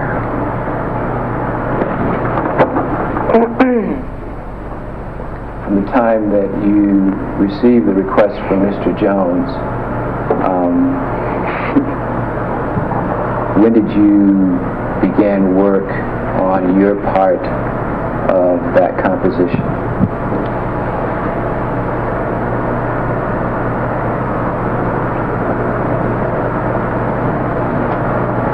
I don't remember working on it, really.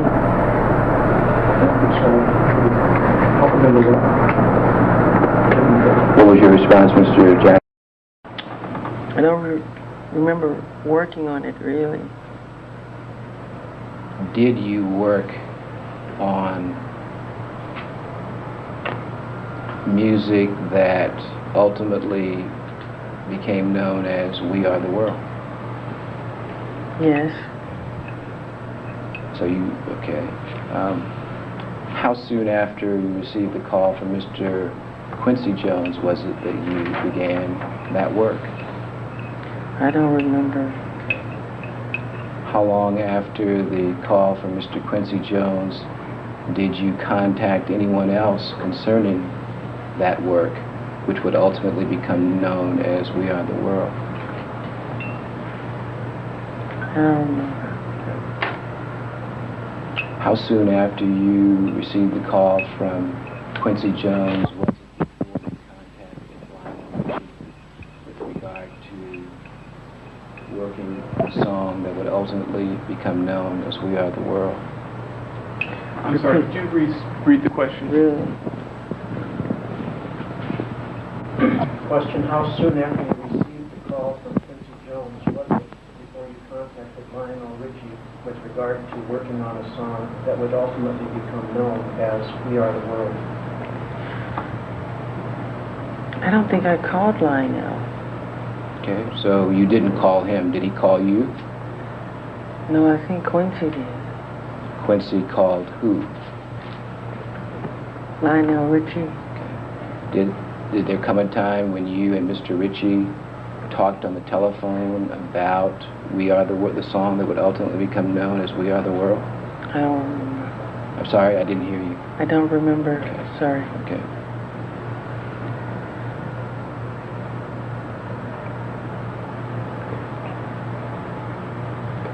Did there come a time when you and Mr. Richie met to work on a song that would ultimately become known as We Are the World? Yes. When was that? I don't remember.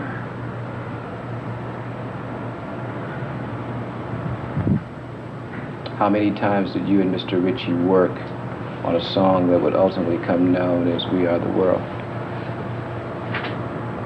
I don't remember. For sure, I don't remember.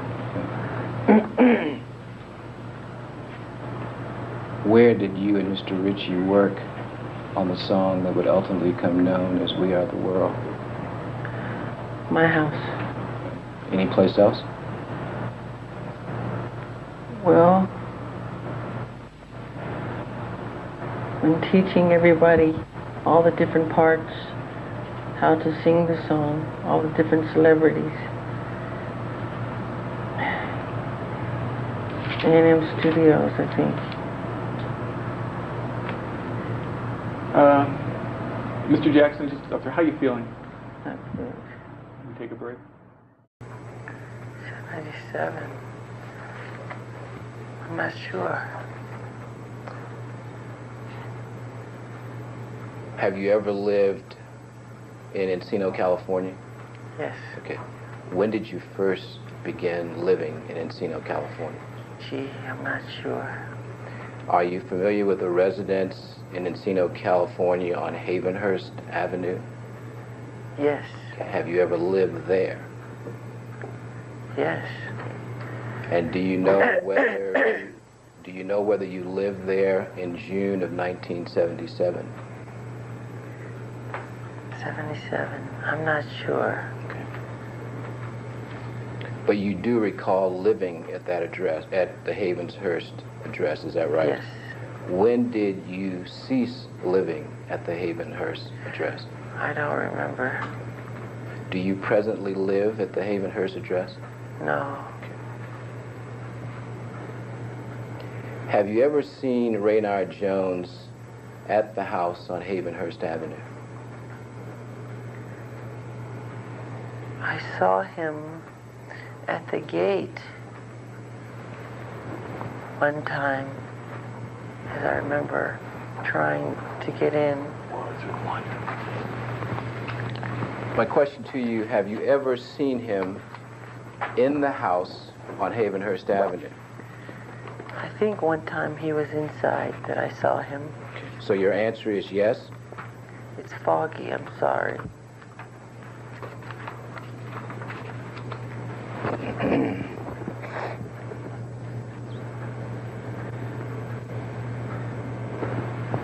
So your answer is yes, that you have seen him in your house on Havenhurst?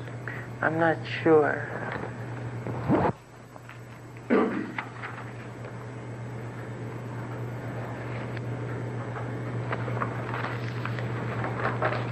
Mr. Jackson, do you recall your deposition being taken on October the 19th, 1989?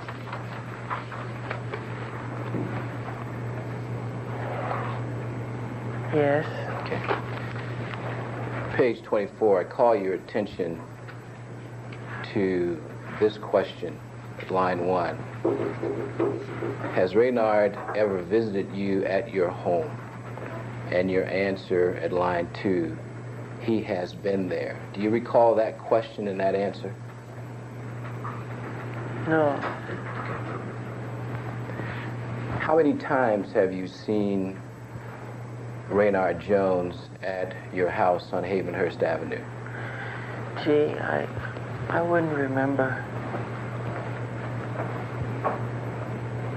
Have you ever listened to an audio cassette tape in the presence of Raynard Jones in any location?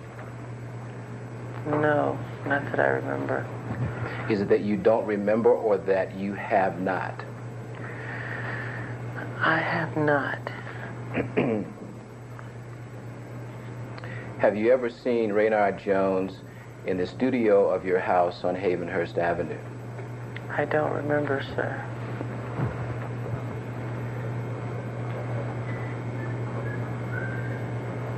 Is it that you don't remember or that you have not seen him in your studio of your house at Havenhurst Avenue? I don't remember. Have you ever seen Raynard Jones at your home on Havenhurst accompanied by other people? It's foggy, but I think he had a friend with him. And when would that have been? I don't remember. Do you know whether that would have been in June of 1977? I really don't remember. Have you and the Jacksons ever conducted a musical tour called the Victory Tour? Yes. In what year was that? 80-something. Did the Victory Tour take place at any time during 1984? It could have. But is it your testimony that you do not know when the Victory Tour began? I'm not positive. I'm bad with dates.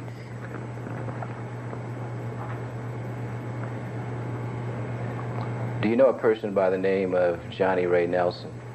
Yes. And how do you know him?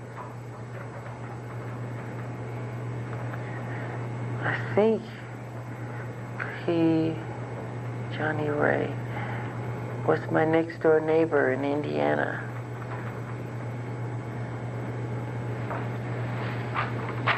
Has Johnny Ray Nelson ever been an employee of yours?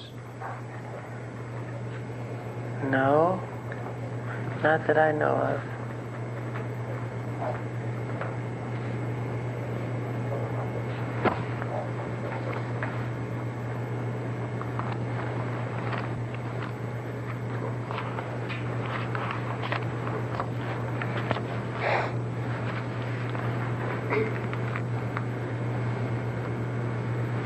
Is it your testimony that Johnny Ray Nelson has never been employed by you, or is it that you don't remember whether he was employed by you? I'm not sure, sir. Call your attention to page 83 of your deposition taken on October the 19th, 1989. At line 25, do you recall this question being asked relative to Johnny Ray Nelson? Has he ever worked for you? Line 25, page 83. Page 84, line 1, yes. Do you recall that question, and do you recall giving that answer? No. Okay. Is it your testimony here today that the answer that you gave in response to that question on October 1989 is not accurate? I can't remember what he did. That's not my question. My question to you is, are you contending that the answer that you gave to the question in your deposition in October 1989, is that inaccurate? I'm not sure.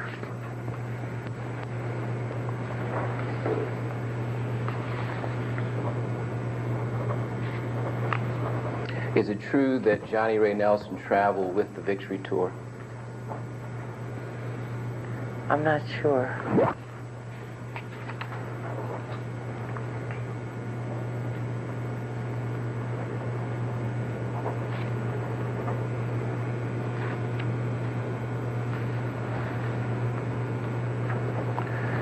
Is it true that during the period 1983 to 1986, you received information that Raynard Jones was complaining that you and the Jacksons were copying his music?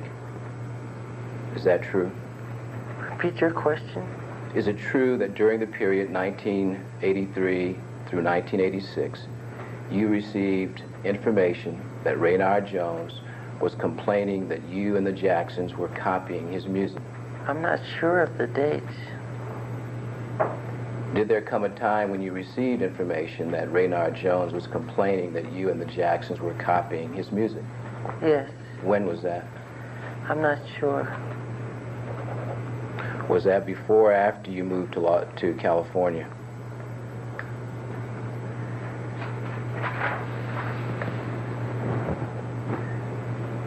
I think it was after we moved to California. And from whom did you receive that information? I'm not sure. Did you ever receive that information from Johnny Ray Nelson? What information? That you and the Jacksons were copying Raynard Jones's music. Could you repeat your question, sir? Did you receive information from Johnny Ray Nelson at any time during the period 1983 to 1986 that Raynard Jones was complaining that you and the Jacksons were copying his music? I don't remember. Is it that you don't remember, or that you did not receive such information from Johnny Ray Nelson? I don't remember. Okay. So you don't remember whether you received information from Johnny Ray Nelson during the period 1983 to 1986 that Raynard Jones was complaining that you and the Jacksons were copying his music? I don't remember. The dates, I don't remember. I'm not asking you, we'll strike the dates. You said yourself that you had received information that Raynard Jones was complaining that you and the Jacksons were copying his music. And I ask you, what year was that? Do you recall that? What's your question? My question to you is, you have testified here that you received information that Raynard Jones was complaining that you and the Jacksons were copying his music. Is that correct? Yes. My question to you is, when did you receive that information? I don't remember. My question to you is, from whom did you receive that information? I don't know. My question to you is, did Johnny Ray Nelson ever convey information to you that Raynard Jones was complaining that you and the Jacksons were copying his music? No. Right. Johnny Ray Nelson? Yes. No.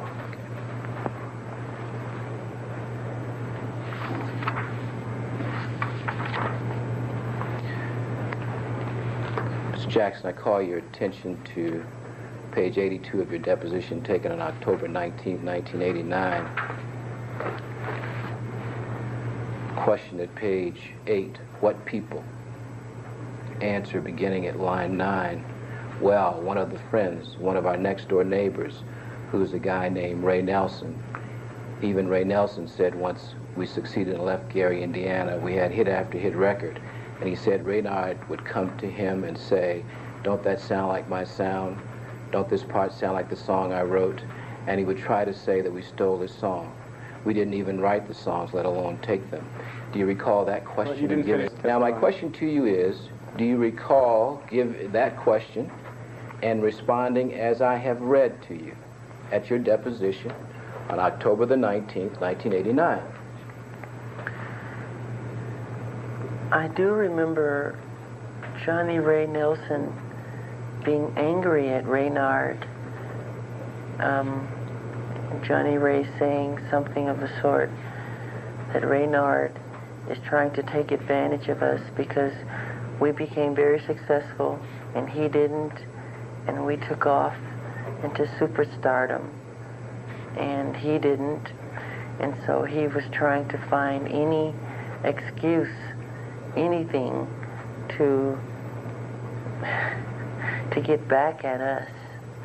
When did Mr. Johnny Ray Nelson tell you that? I don't remember. Okay.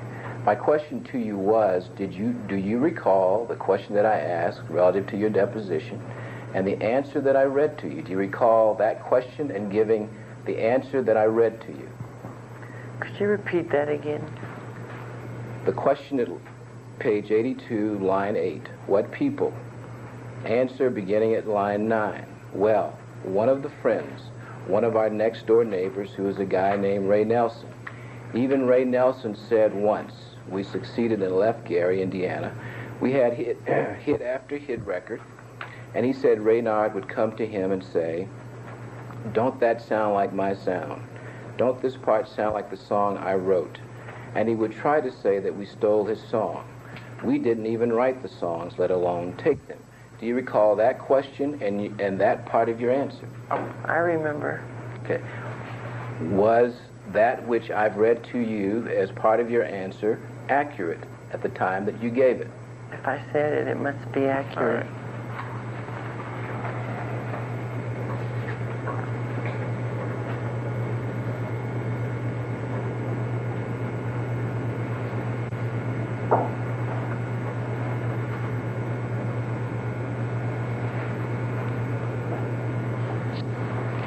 Now, during the Victory Tour, Mr. Jackson, did you and Johnny Ray Nelson discuss Raynard Jones? I don't remember. Is it that you don't remember whether you discussed him or that you did not discuss Raynard Jones with Johnny Ray Nelson? I don't remember if his name was brought up or not.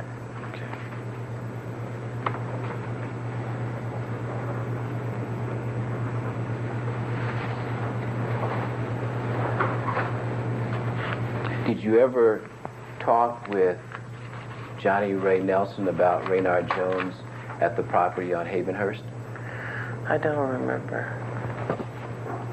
Do you recall in your deposition of October 19, 1989 at page 83 Line 7, the question, have you ever talked with Ray Nelson about Raynard Jones? Your answer at line 9, answer, yeah. Question at page 10, but you don't know when? Answer, no. Question at page 12, do you know where? Answer, no. Could have been Havenhurst. Could you have talked with Johnny Ray Nelson about Raynard Jones at the Havenhurst property? I don't remember. So then your answer that you gave in your deposition when you say could have been Havenhurst, was that accurate then when you gave that answer? It could have been.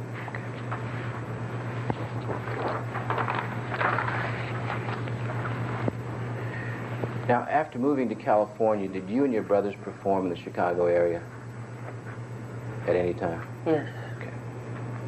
Now, when you performed in the Chicago area, would Raynard Jones visit you and or your brothers after your performance? No, I just remember my security saying he would always try to get backstage and hassle the security to try to get in, that type of thing.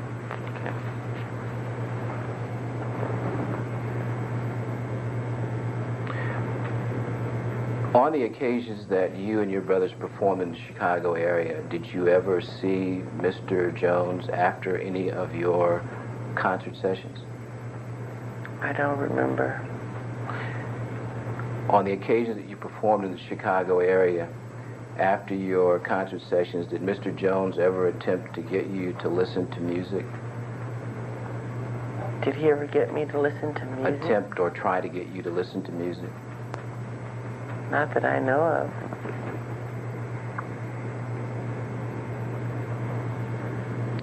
When you would see Raynard Jones, strike that, you did see Raynard Jones in California after moving there, is that correct? Mr. Jackson, I'm going to show you what has been marked for purpose of identification as plaintiff's exhibit number 215 and ask if you can identify that. Answer, yes. Question line 21. Can you identify the person in that photograph? Answer at line 23, it's me. Do you recall those questions and you're giving those answers at your deposition in October 1989? If I said it, then it must be accurate, but it had to be a better picture than that. Can't see that.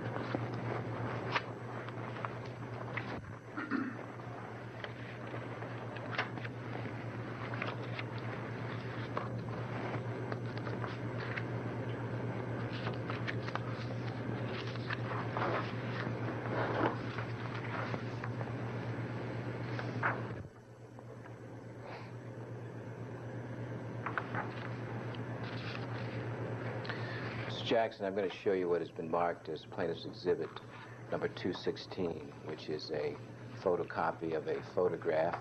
I ask you if you can identify it.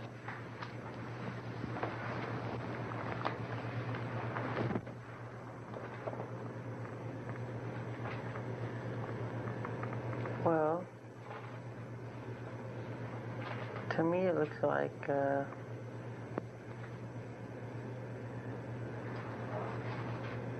great Al Green and Raynard Jones, I think.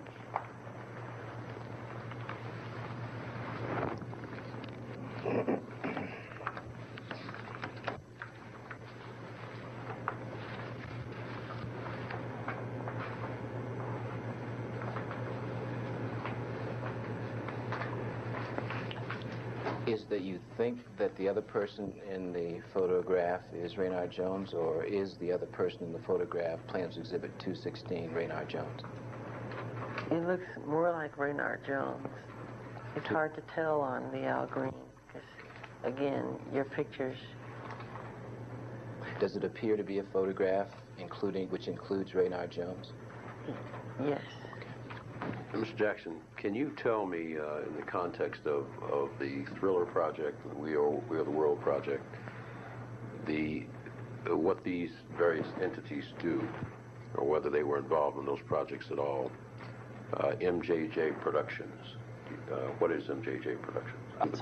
It's my office where they work with CBS Records on packaging, art design, answering letters, dealing with the fan club. It's our way of working with the world from inside, outside. So then MJJ Productions really promotes and distributes and has something to do with the product that you record. Is that correct? I'm sorry, I didn't understand you. MJJ Productions has something to do with your services as a recording artist and the product that you record and sell. Is that right? Yes. Okay. Warner Brothers Publications, Inc. Do you know what that company is? Yes. Can you tell us what that company is? It's a movie company, a record company, like CBS, Sony. So that Warner Brothers Publications, Inc. have something to do with the projects Thriller and We Are the World? Not that I know of. Okay. And what about Warner Tamerlane Publishing Corporation? I'm not sure on that. Okay. And USA for Africa Foundation, do you know what that is? Yes. Can you tell us what that is? It was an organization that was set up to distribute funds, relief funds to Africa for the project of We Are the World, which is a song that myself, Lionel Richie, wrote for Africa. So I'm sorry, go ahead. We organized all the celebrities together and we sang this song for Africa, USA, United States for Africa. So then the foundation really was the beneficiary of the proceeds of the sale of the product We Are the World. Is that a fair statement? Is the idea.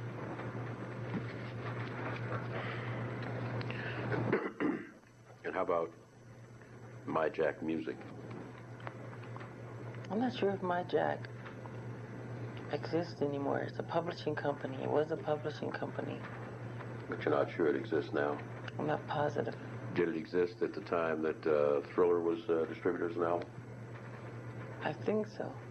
And the same is true when We Are the World was distributed? I'm not sure, sir. Was MyJack or is MyJack your publishing company, music publishing company?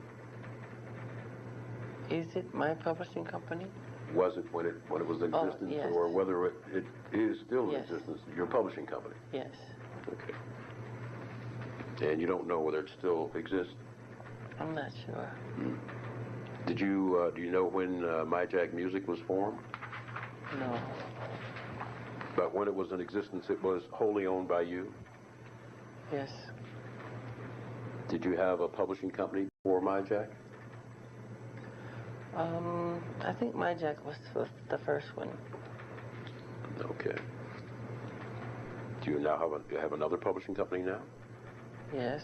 What is the name of that publishing company? Well, there's ATV Music. ATV Music? Yes. Okay. And it's a publishing company? Yes.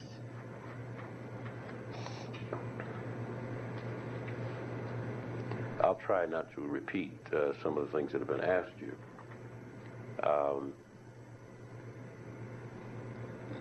Was there a time that you were the lead singer of the Jackson 5? Yes. And was that during the time that the Jackson 5 was under recording contract to Motown? We were in the Jackson 5 Before signing with Motown. But you were the lead singer during the time that the Jackson 5 was signed to Motown.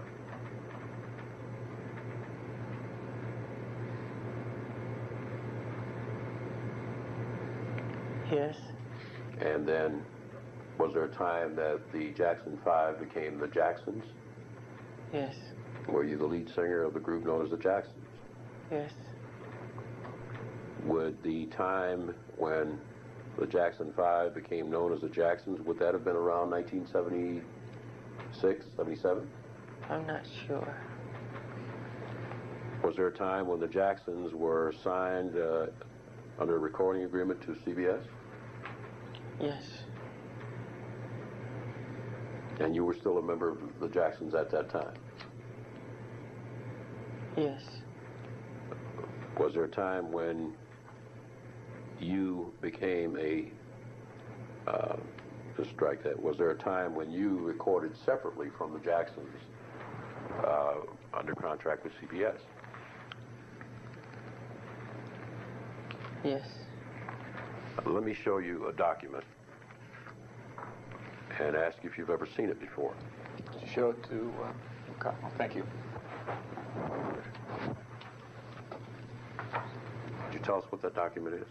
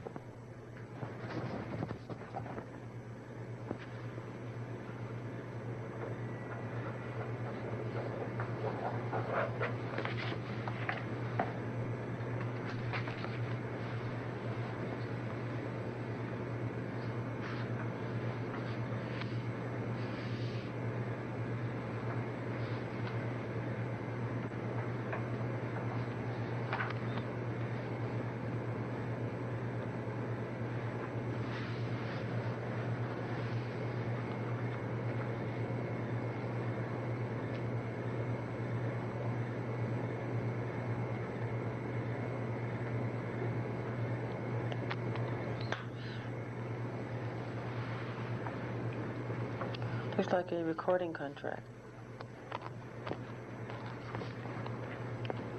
Would you, what is the date in the right-hand corner, page 1? November 1st, 1978. Okay. And would it be fair to say that that's an agreement between the Jackson 5 Inc. and Quincy Jones Productions? No. You ever seen that before? I probably have, but I don't remember. I signed a million papers. I'm sure. Let me ask you to turn to the last page. You recognize the signatures on the right side underneath the Jackson 5 Inc.? Yes. Can you tell us what whose signatures those are? The first one looks like Joseph Jackson. It's kind of hard to see. The second one looks like Michael Jackson. And does that look like your signature? Yes. Okay. Now, The other one looks like Quincy Jones. okay, thank you. And go back to page 1, paragraph numbered 1. Could you read the last sentence in that paragraph, please?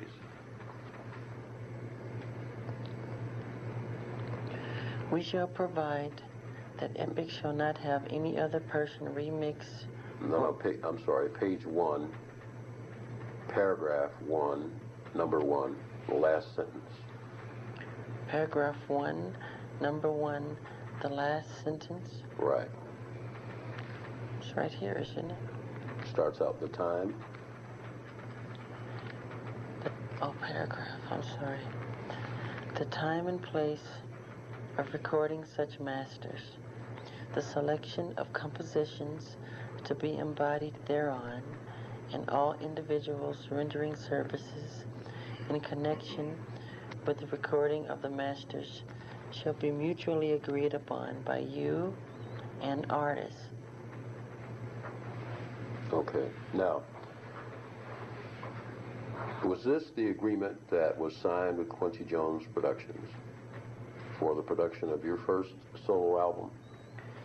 Now, do you recall, Mr. Jackson, that this was the, and I'm interested in refreshing your recollection about the time, November 1st, 1978.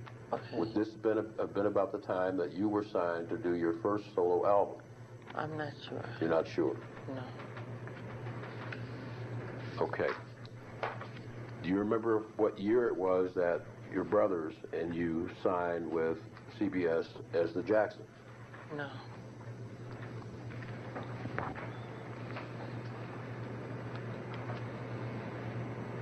Now, I picked up that agreement again, and I want to look at paragraph. You've been in the record business for quite some time, have you not?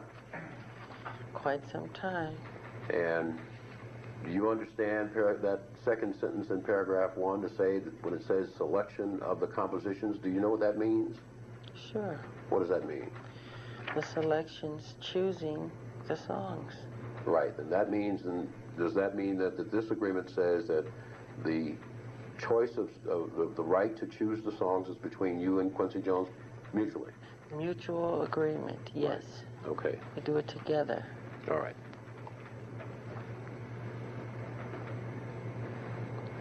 Now, I'm going to ask you to do one more thing with this document, and then we can leave it alone. Look down at the bottom of the first page, it's paragraph 2, the last sentence, right after the part that's been inked out. Yes. Could you read that, please? We shall provide that Epic shall not have any other person remix or re-edit any masters produced by you hereunder without first providing you with a reasonable opportunity to perform such remixing and or re-editing as Epic shall require. Now, what do you understand that to mean? Well, let me read it again.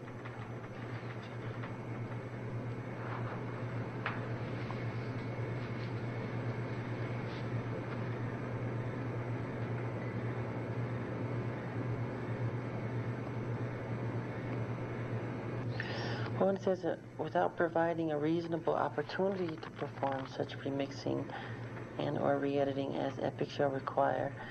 It's just saying that Epic, that it's between Quincy and myself to remix or re-edit the songs on the album. And if any other outside person comes in and wants to work on the album, it has to be in agreement with us. Right now, in your experience in the record business, would it be fair to say that under this agreement, Epic would have final approval on the mix, on the edit? Objected to Is the that true, Mr. Jackson?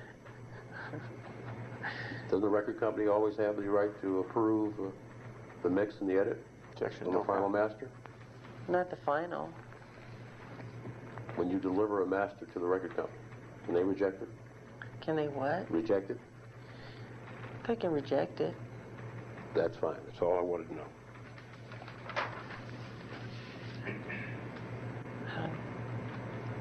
I don't get what this has to do with. Now, under the Jacksons' first contract with CBS as recording artist, do you recall whether or not the Jacksons had the right to, under that contract, to provide or to supply music or to produce a certain number of songs per album? Under the Epic contract? Yes. I'm not positive, but I think we had the right to 3 songs per album. Do you recall who produced the first CBS album on the Jacksons? Yes. Who was that? Gamble and Huff. And you recall how many tunes you're saying 3 that the Jacksons had the right to provide on that album? I sang 3 that the Jacksons. Did you just say 3 or? In writing. Yes. In writing 3, yes, that me and my brothers. I'm not positive, but as I think. All right, you say in writing, but is there a difference then? You're saying that the contract provided that you had 3, but in reality you only had, you had another number? Is that what you're saying now? No, it was the way you worded it that confused me. Well, what I'm trying to find out is, on the first album of the Jacksons, under the CBS contract, how many tunes did you have the right to provide on that album? You remember? I think it was 3. You think it was 3. Now, did that mean that you had the right to write 3 tunes, find 3 tunes from somebody else, or what did that mean? Write 3 tunes. Okay. And did the Jacksons write 3 tunes on that album? Yes, we did. Do you recall the name of that album, the first album? I think. I'm not Would it have been Going Places? It could that have the been. first name? Or Destiny. I'm not sure. Now, how did, if you had the contractual right to have so many songs on the album, and let's say 2 or 3, do you recall how many songs that you guys wrote for that album? I don't remember. You don't remember. Normally, in your experience in the business, if you're going to have so many tunes on an album, how many songs would you put together for final selection? How many songs would we write for the album? If you had a right to provide 2 or 3, how many songs do you think you would have normally put together? Oh, gee. 15. Now, of those, let's assume 15, were all those written by the Jacksons? Objection. And no outside writers? No outside writers.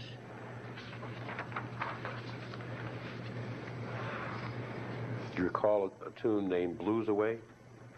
Yes, Who wrote that? I wrote that one. Was that solely by yourself or with your brother Randy? Solely by myself, as I remember. How about a song called Different Kind of Lady?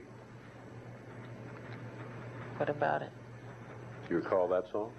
Yes. Who wrote it? I think it was credited as the Jacksons. Who wrote it? Gee. Jackie, myself, Randy, Tito. I think we all wrote it.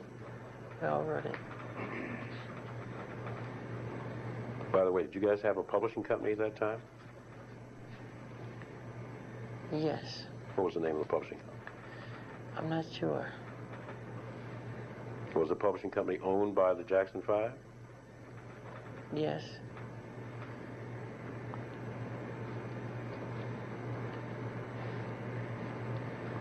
Was Blues Away the first song that you'd ever written that was recorded? No. Had you written songs previously that were recorded before Blues Away? Oh, yes.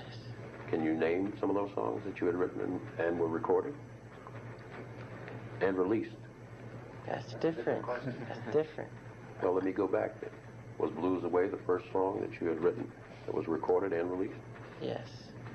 Well, we saved ourselves a lot of We time sure there. did.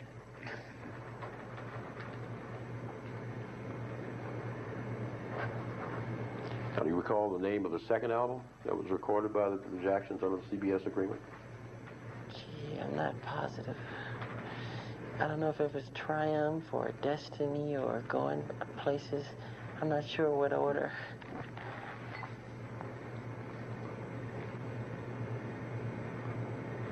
Do you recall that were all the songs provided for that album by the Jacksons? I mean the second CBS album. You understand my question? What's the name of the album? Well, what if I told you it was Destiny? Would that sound inaccurate? I'm not positive.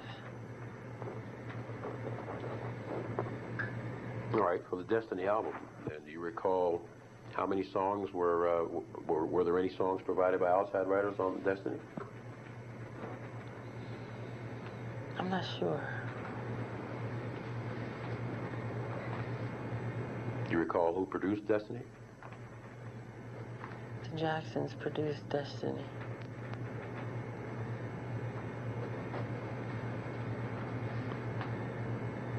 Would it be safe to assume that the Jacksons produced it and they had a right to provide all the songs on that album? I'm not sure.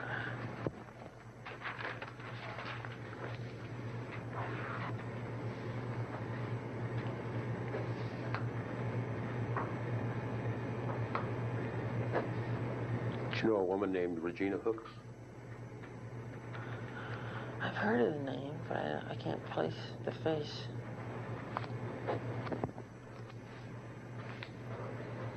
Did she provide any songs for the Destiny album?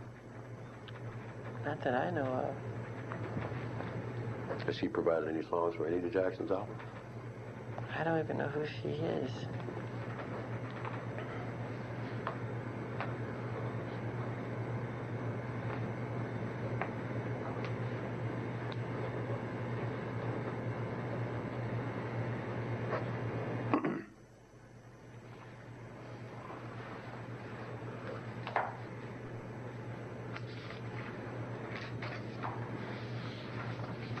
If she had provided a song that was used on one of the albums when it was released, she would have been given credit? Is it speculation, Mr. Jackson, to assume that if someone wrote a song for one of your albums that they would get credit? Of course they would get credit. It's not speculation, is it? If someone wrote a song, we would be honest and give them credit. No. In fact, it's your policy, right, Mr. Jackson, that whenever a musician or someone provides help on a song or the bridge or something like that in the arrangement, they get credit, don't they? Now, the other day you testified that you've written and published 30 to 40 tunes as a songwriter. Is that right? Something like that. I don't know the exact number. I've never counted. Okay. I don't count them.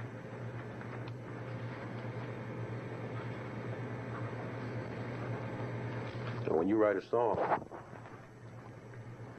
that song is and it's not co-written by anybody else, excuse me, with anyone else or collaborated with. It's written solely by you. It's your independent work, isn't it? I'm sorry, I didn't understand. There's a song that you write that you take sole credit for. Yes. Your independent creation. By you and you only. Yes. And you don't, do you include common musical phrases in your songs that you write? Common musical phrases? Do you know what that means? Yeah, but I don't know if you know what it means. Let me ask you. Why don't you tell us what it is? What's a common musical phrase? A common musical phrase? Yes. A musical phrase could mean a note, a tone. You ever heard the term common musical phrase before? Yes, but the way you put it in your question, it was different. So I wasn't sure if I understood what you meant. Okay, well, let me ask you. Could you tell us what a common musical phrase is? A common musical phrase. That's a common musical phrase. That could be a common musical phrase. Have you ever heard the term scenes of fair? Pardon? Scenes of fair. Have you ever heard that term before? Scenes, spell it. S-C-E-N-E-S. Yeah. Little line. Right. Affair. Spell it. A-F-A-I-R-E. Have you ever heard the term Scenes before? affair. No, I never heard that. Okay. Now, let me ask you a question again. I mean, I'm not sure your answer was clear to me. Maybe I've missed it. When you write a song, that's your sole song that you take credit for by yourself. Yes. Do you use, is that song independently created by you? Do you understand the question, Ms. Jackson? Absolutely. Okay. Songs that I take credit for on my albums that say written by Michael Jackson are written by Michael Jackson. And Michael Jackson alone, right? Michael Jackson alone. I wouldn't cheat anybody out of credit. I'm not suggesting you cheat anybody on anything, sir. I mean, I'm an just honest asking you a question. person. I'm going to ask you a question, give you a list of songs, and I'm going to ask you some questions about each one of them. Okay. You ever heard of a song called She's Not a Girl? Yes, Who wrote it? I wrote it. Was it released? Pardon? Was it recorded and released? It was recorded but never released.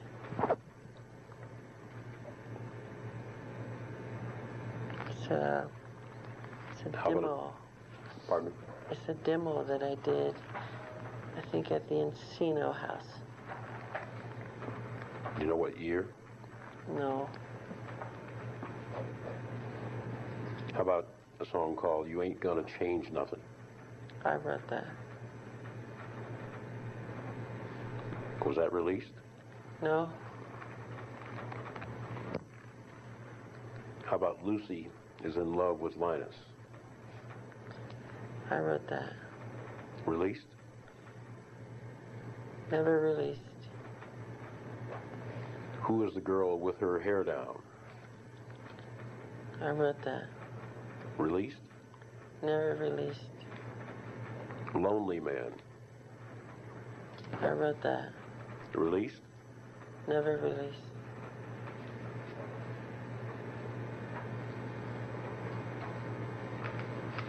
Going to Rio? Going where? Going to Rio. Going to Rio. I wrote that. Released? Never released. Recall when you wrote it? No, but it was before Thriller. Before Off the Wall.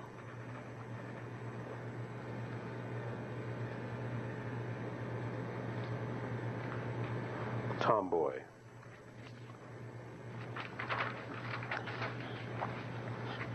I wrote that. Released? Never released. You know when you wrote it? I wrote Tomboy for the Bad album. That was after Thriller. So I don't know the dates. Buffalo Bill? Buffalo Bill was written after I wrote Billie Jean. So that was written after the Thriller album. Released? Yes. Never released. Al Capone. Al Capone was written after the Thriller album. Never released. Michael McKellar? Michael McKellar? Yes. How do you know about Michael McKellar? I wrote Michael McKellar. You wrote it? Yes. Released? Never released. Thank You for Life? Thank You for Life. I wrote that. You know when?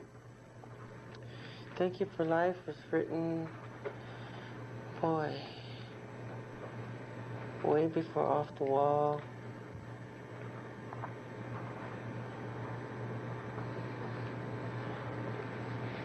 I don't know the date, but it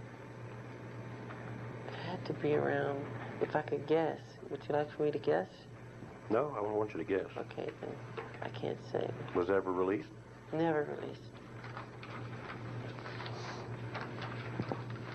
Much Too Soon. I wrote Much Too Soon. Released? Never released.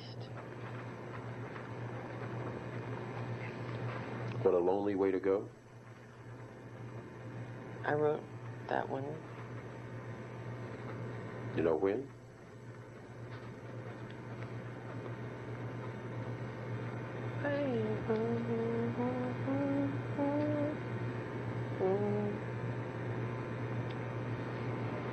Before Off the Wall.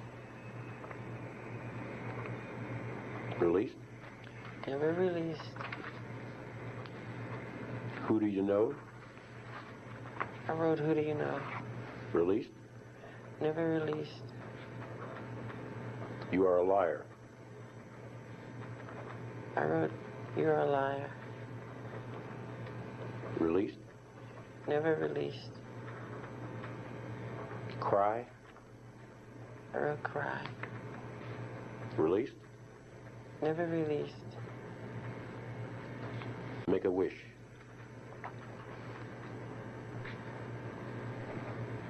I can't recall that one. Just give me a minute.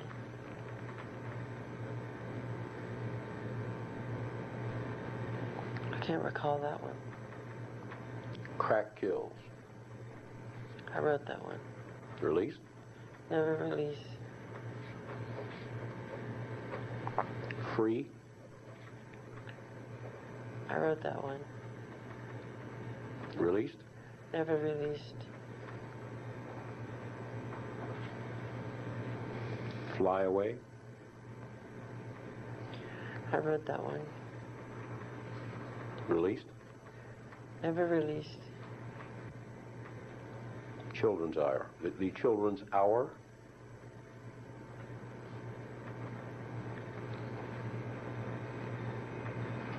I wrote that one. Was that released? Never released. Baby Smiles. I wrote that one. Released. Never released. A Baby Smiles. I wrote that one. Same one. Sister Sue. I wrote that one. Released. Never released. Little Susie. I wrote that one. Released. Never released. Tragedy of a Cheerleader.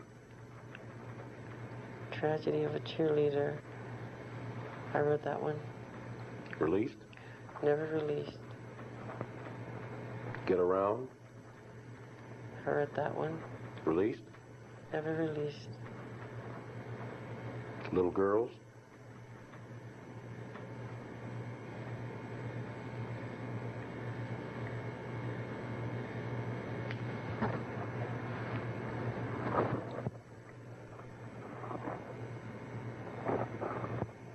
I can't recall that one. In the Valley. I wrote that one. Released. Can you hold on a second?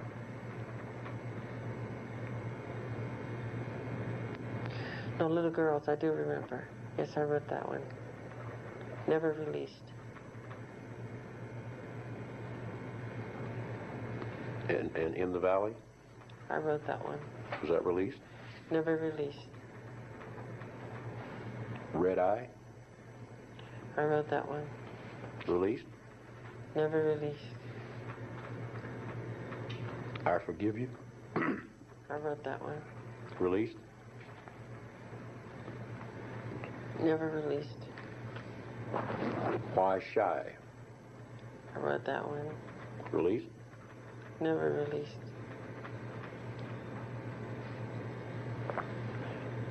I Have This Love of Me.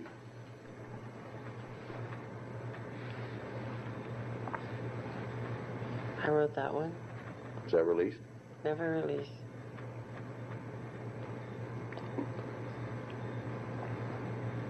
Lama Lola. I wrote that one. Released. Never released. California Grass. I wrote that one. Released. Never released. Kentucky. I wrote that one. You know when you wrote that one?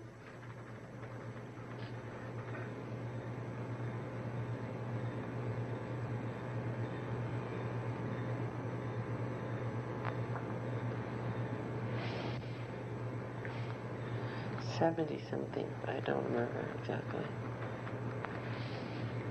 Someone put your hand down. I wrote that one. Released. That one has an interesting story.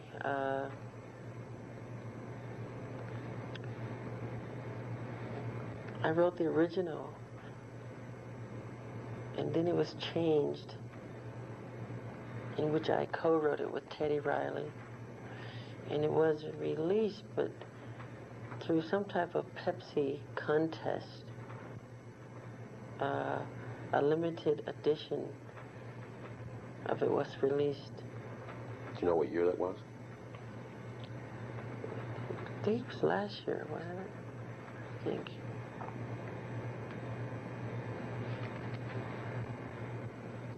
Okay, do you know where your children are? I wrote that one. Was that released? Never released. Bad Girl? I wrote that one. Released? Never released. Lonely Bird? I wrote that one. Released? Never released. Smooth Criminal? I wrote that one. Released? Yes. What album? The Bad album.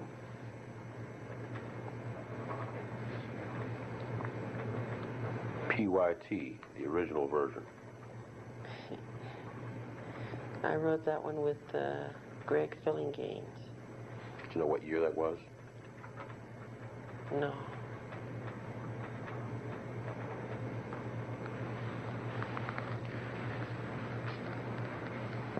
Cheater?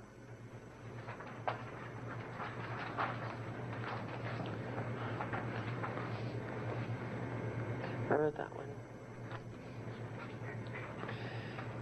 I wrote that one. I co-wrote that one.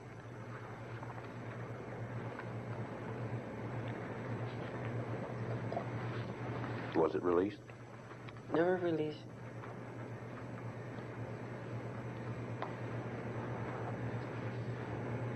People have to make some kind of joke? I wrote that one. Released? Never released. Is that co-written? I don't think so. I'm not positive. It could have been co-written with my brother, but I'm not positive. I think I wrote that one myself. Love Never Felt So Good? I wrote that.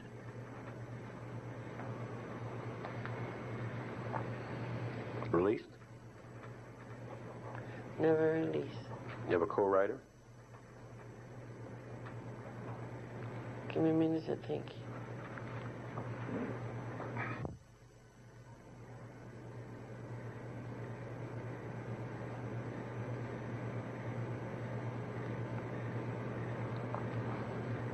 I'm not positive on that. It could have been a co-writer on that one. Would have been Paul Anka? Could have been, yes. All Right Now? I wrote that. Solely or co-written?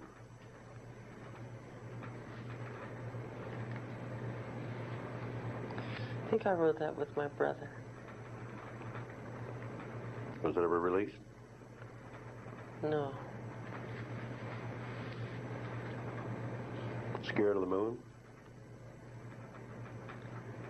Yes. Scared of the Moon? Never been released. Co-written.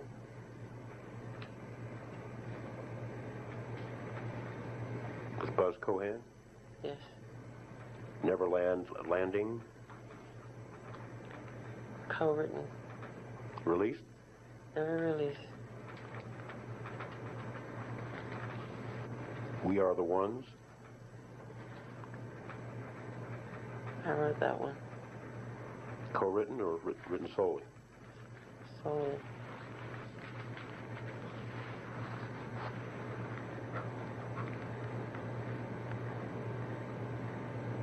Released? Never released.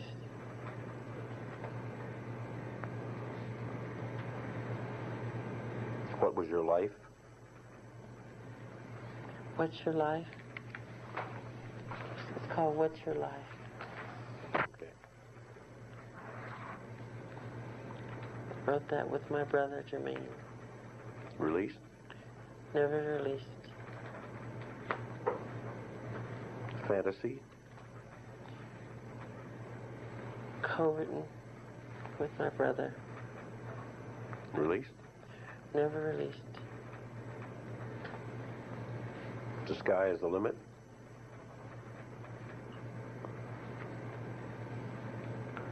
Co-written. With whom? My brother. Released. Never released. Saved by the Bell. Co-written with my brother. Released. Never released. Chicago, 1945. Co-written. Released. Never released. Make or Break. Co-written. Released. Never released. Turning Me Off. I wrote that co-written. Released. Never released. Sunset Driver. Co-written. Released. Never released. Far, Far Away.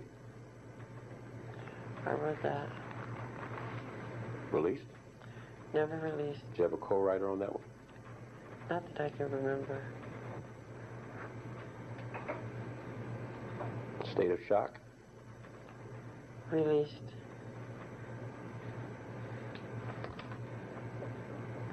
Co-written.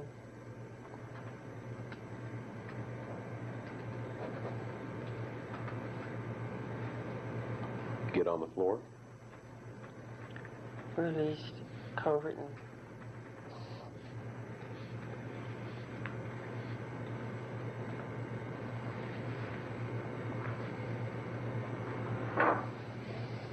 Let me ask you about PYT. Well, before I ask you that,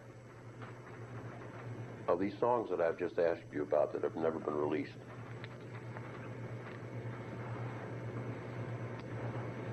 do you recall how far back they go in terms of time when you first wrote them? Some of them. What would you say is the furthest one that goes, the one that goes back the furthest? Thank You for Life.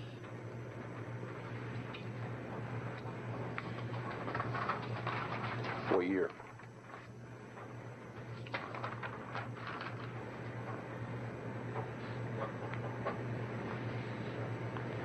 '73, '74, something like that.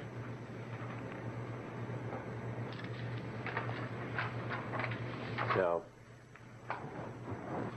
were these songs, when you wrote them, you would go back to them from time to time? Do you understand my question, Mr. Jackson? When I wrote them, would I go back to them time Yeah, well, to let me ask you this. What form would they, when you write them, what form would they be in? Would they be in the form of lead sheets? Would they be in the form of notes? Or would they be on a cassette? In writing, you mean pen to paper? Right. God, I've written things on toilet paper. It could be anything. Right, Whatever's the closest around. I've Right, written on now- walls. The other day that you testified that when you write, you hum them, or hum the songs or the rhythms into a tape. That's right. I'm asking you now, the songs that I've just read you that are not released, or have not been released. That's right. Are those maintained in the form of a cassette? Sometimes. Sometimes. Of the songs that I've just read you that were unreleased, how many of those would you say that are in cassette form? Most of them are on cassette. And where are those maintained? Are they maintained in your collection? Yes. Now, the one song that we just talked about that was just done last year, if you recall, for the Pepsi project or somebody's project. I'll lay my hands on it.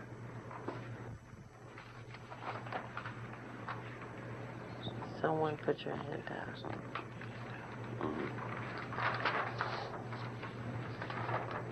I believe it was called Someone Put Your Hand Down. And out. Right? That was original was changed. You say it was co-written with Teddy Riley. Yes. Was it originally co-written with Teddy Riley? No. So then was it in that form, a cassette form, and you went back and pulled it out and dressed it up with Teddy, and you just did things to it? Yes. I wrote it originally years ago, then poured it out, and Teddy loved it, I loved it, and we made some changes. Just changed the verse. And I gave him co-writer's credit. Okay. Now, we've talked a lot about your collection. Let's try to nail this down. Is that the collection that you've maintained at your home for a very long time? Do you understand my question? Collection that I've maintained a long time. Yep. You understand my question? Repeat your question. The collection that we've talked about. These songs. Right. These songs. The songs. Right. And the cassettes that you've written that you go back to from time to time. We've loosely called it a collection. It was your choice of words, a collection. I'm asking you, were these songs maintained in that collection at your home, one central location? Yes. Right. Mr. Jackson, let me read you another list of songs and ask you pretty much the same kind of questions. Whether they were released and what other issues that may come up on each one of them. The song Blues Away we just covered, but just for the sake of putting it in its own little pigeonhole with the others. Would you recall when Blues Away was released? No. You know, do you recall when Blues Away was released? No, I don't. But that was the first song that you had written that was released, right? Is that correct? Yes. Don't Stop Till You Get Enough. Was that tune released? Yes. Do you recall what year? It was on the Off the Wall album. So 79, was it? Did Greg Gaines do something on that song? Yes.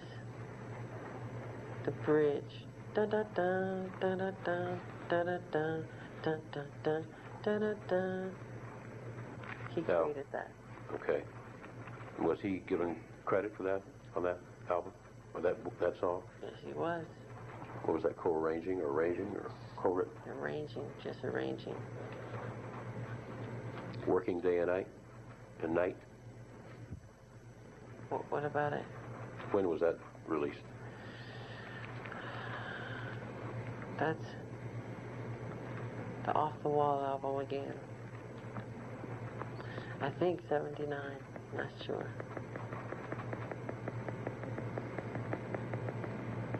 Want to Be Starting Something? Was that written by you?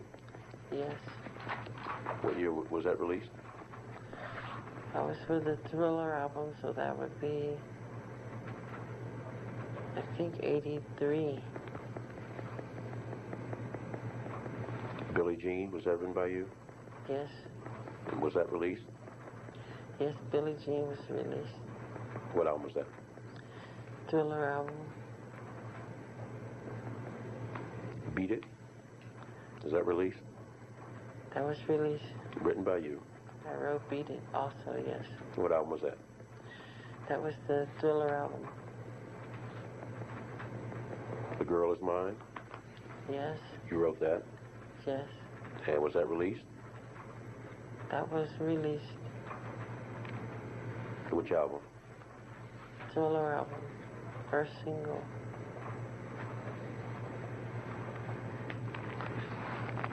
Duet. I Just Can't Stop Loving You? Was that released? Yes. Was it written by you? Yes.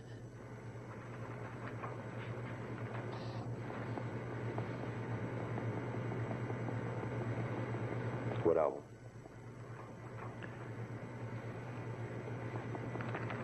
Bad album. And Bad, was that written by you? Yes. What album? Bad album. Do you recall the year? No. Beg your pardon? No. No. The Way You Make Me Feel, did you write that? Yes.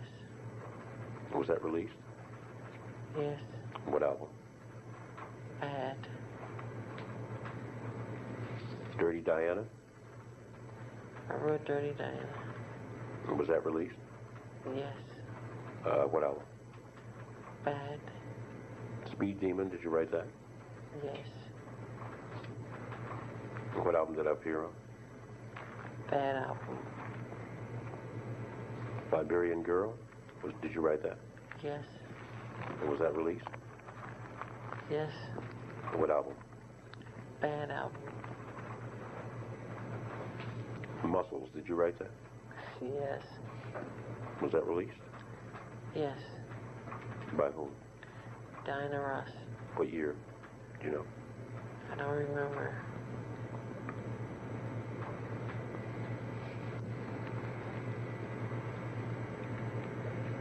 Another Part of Me? Yes. Did you write that? Yes. And was that released? Yes. What album do you recall?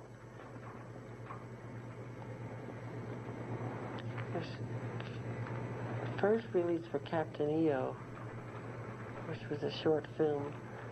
I think it was for the Bad album.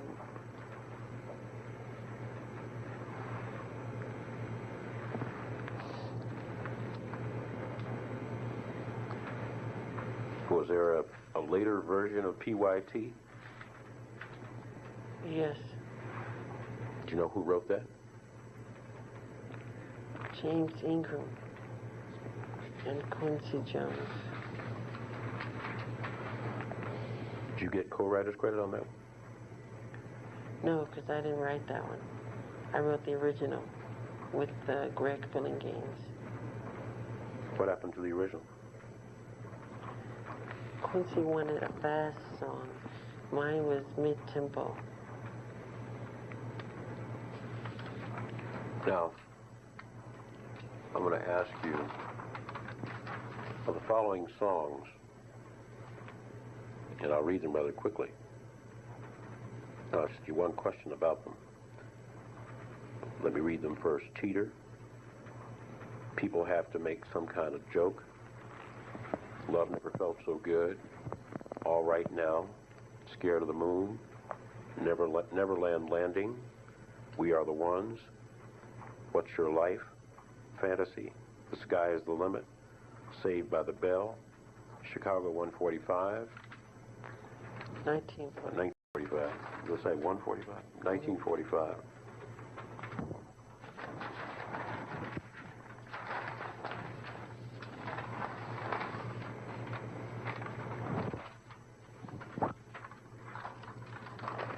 Of those songs, and excuse me, let me add Sunset Driver, Far, Far Away, and State of Shock. Are those songs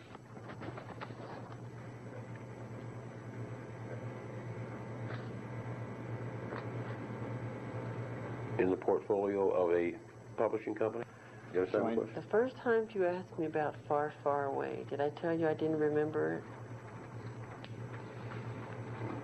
You said you couldn't remember whether you wrote that yourself or it was co-written. I remember it now. It was co-written. Do you know the publishing company is on those songs? No. Is it your publishing company? Yes, but I don't know the name.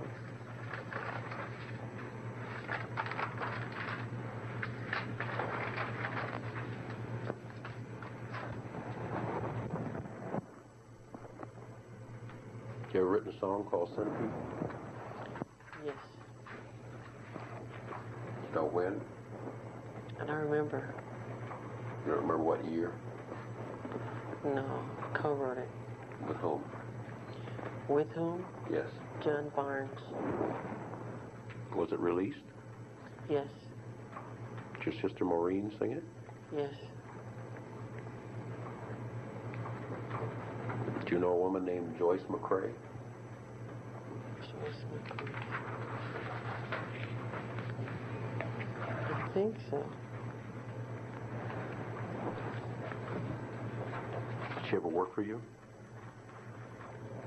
I don't think so. Did she ever work for Motown? I don't think so. Pardon me? I don't think so. Do you have a song in your collection about that time by Sam and Dave called I'm a Soul Man? I don't know if I bought that or not. I buy a lot of records, but I don't know if that was one of the ones I Do you know whether you bought I'm a Soul Man or about the time you wrote Centipede? Gee, I wouldn't know. I beg your pardon? I wouldn't know.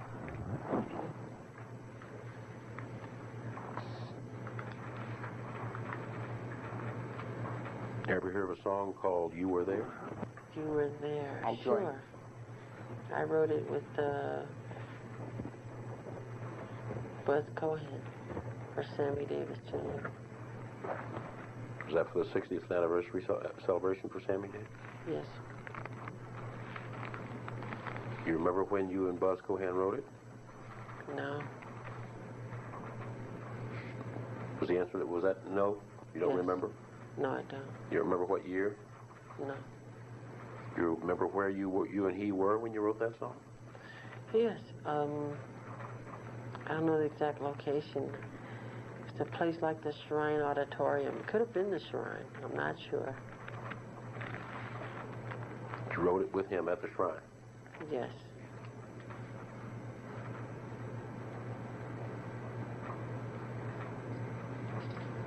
Is that also in the portfolio of your publishing company? Yes.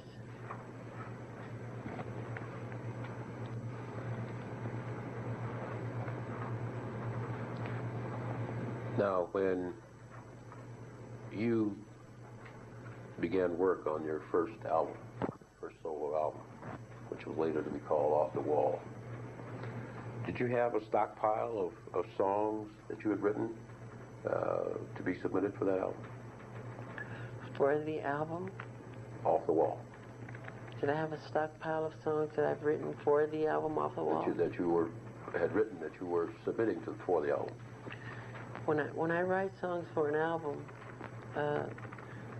for instance, I'll write 50 to 60 songs for just one album, just for 9 songs, you know, and I'll pick from those. Did you write 50, 60 songs for Off the Wall?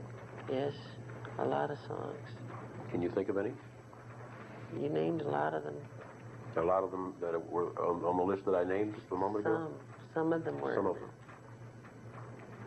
How many of those, what was the procedure that you and Quincy Jones employed to select songs for that album?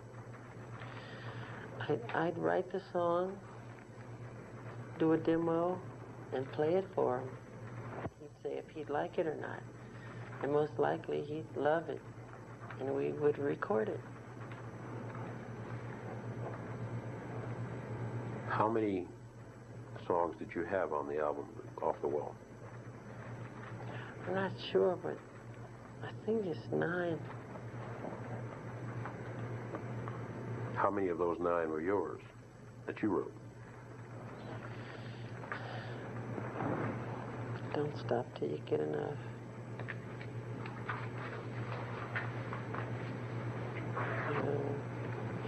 Get on the floor.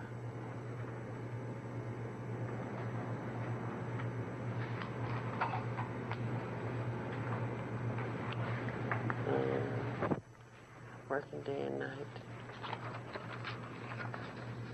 3 or 4, I'm not sure. How many did, of the 3 or 4, strike that, 4 of the Off the Wall album, how many of your songs that you had written did you and Quincy consider for that album?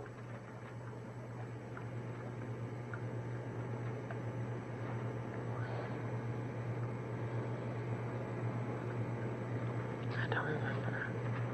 A moment moment ago you said you'd write 50 songs, about 50 songs for a 9-song album. That's right. Did you present or consider with Quincy 50 songs for that album? No. Now, did you and Quincy consider songs by outside writers on the Off the Wall album? Oh boy, yes, She's Out of My Life was written by Tom Baylor, who I've known for years and years, and is an old friend. Any other outside writers?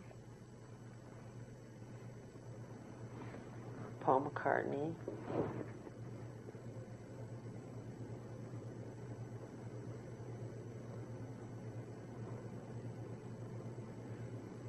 That's all I can think of. Did Rod Temperton submit some tunes for that album? Oh yeah, he wrote Off the Wall, Rock With You,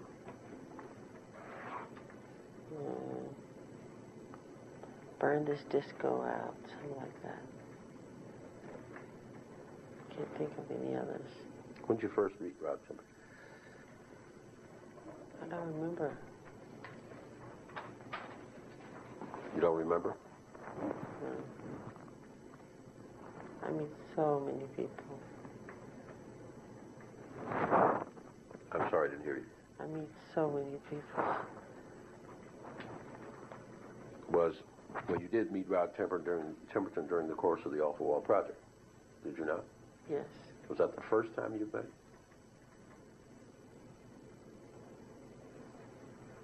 Yes.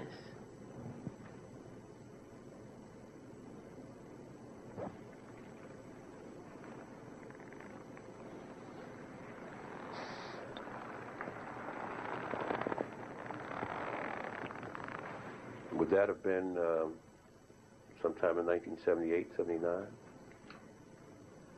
I'm not sure. Mr. Jackson,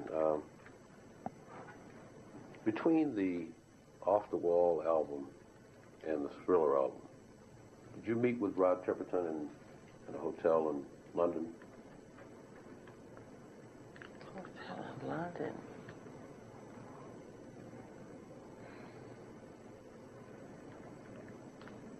Sorry, I don't remember that.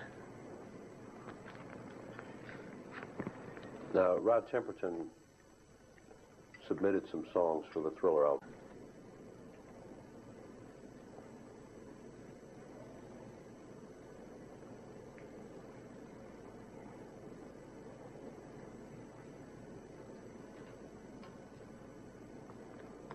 I think it's those three. This is something I'm leaving out. Was there a song called Rolling of the Dice? Yes, Rolling the Dice, that we did a demo on at Havenhurst, but we never released it. We didn't think it was strong enough. Was there another song called Hot Street? Yeah, I like Hot Street. I love that one, but they didn't. Quincy and Rod didn't think it was good enough. I thought it was wonderful. Now then, you recall when Mr. Temperton, for the Thriller album? No, I don't. Do you recall where it was that you first heard the songs that he brought for the Thriller album? Yes. Where were you? Encino House. At your residence? Yes, my studio. And who was present? Quincy Jones, Rod Temperton, Bruce Swedien, and myself. Who was Bruce Swedien? Bruce Swedien is the engineer. When he and Quincy came to your studio to present the songs? He played on cassette, which we went into my, I think it was Quincy's car or my van, and because we don't have a cassette machine system in my studio, but he came with a keyboard, and in the keyboard it's his performances of the different sounds. He can MIDI those sounds and put them up on tape on the 24 track and put them on tape, and it was a way of testing to see if I liked the songs or not with my voice, trying different harmonies, trying the songs. Like I said, we did Thriller, which was called Give Me Some Starlight, Starlight Sun, Starlight, Starlight Sun. That's how it went. So it was a way of just testing, you know, Right, now, what I wanted to do. Okay, now, he laid the structure of the various songs out in front of you, and you recorded, you sung each one of them. Is that correct? Yes, And among the songs you sung was the one, Starlight. right. Did you make any changes to that, Starlight? Yeah, the lyrics and the title, and we added Vincent Price's voice. We changed it into Thriller. Well, he did ask me which would I like better, to be a song about, you know, let the sun shine in type of thing, or Thriller. And I thought kids would enjoy something more fun like Thriller, so we went with the Thriller idea. Did you change Starlight musically? Yeah, somewhat. Musically it was the same, but we added other sounds and things like that. After you made the changes, do you know whether or not Mr. Temperton created a lead sheet for what was now Thriller? I don't think he reads music. He doesn't use a lead sheet. Did Quincy Jones create a lead sheet for what was now Thriller? I don't think so. At least I didn't see one. Right? Did you sang the other songs as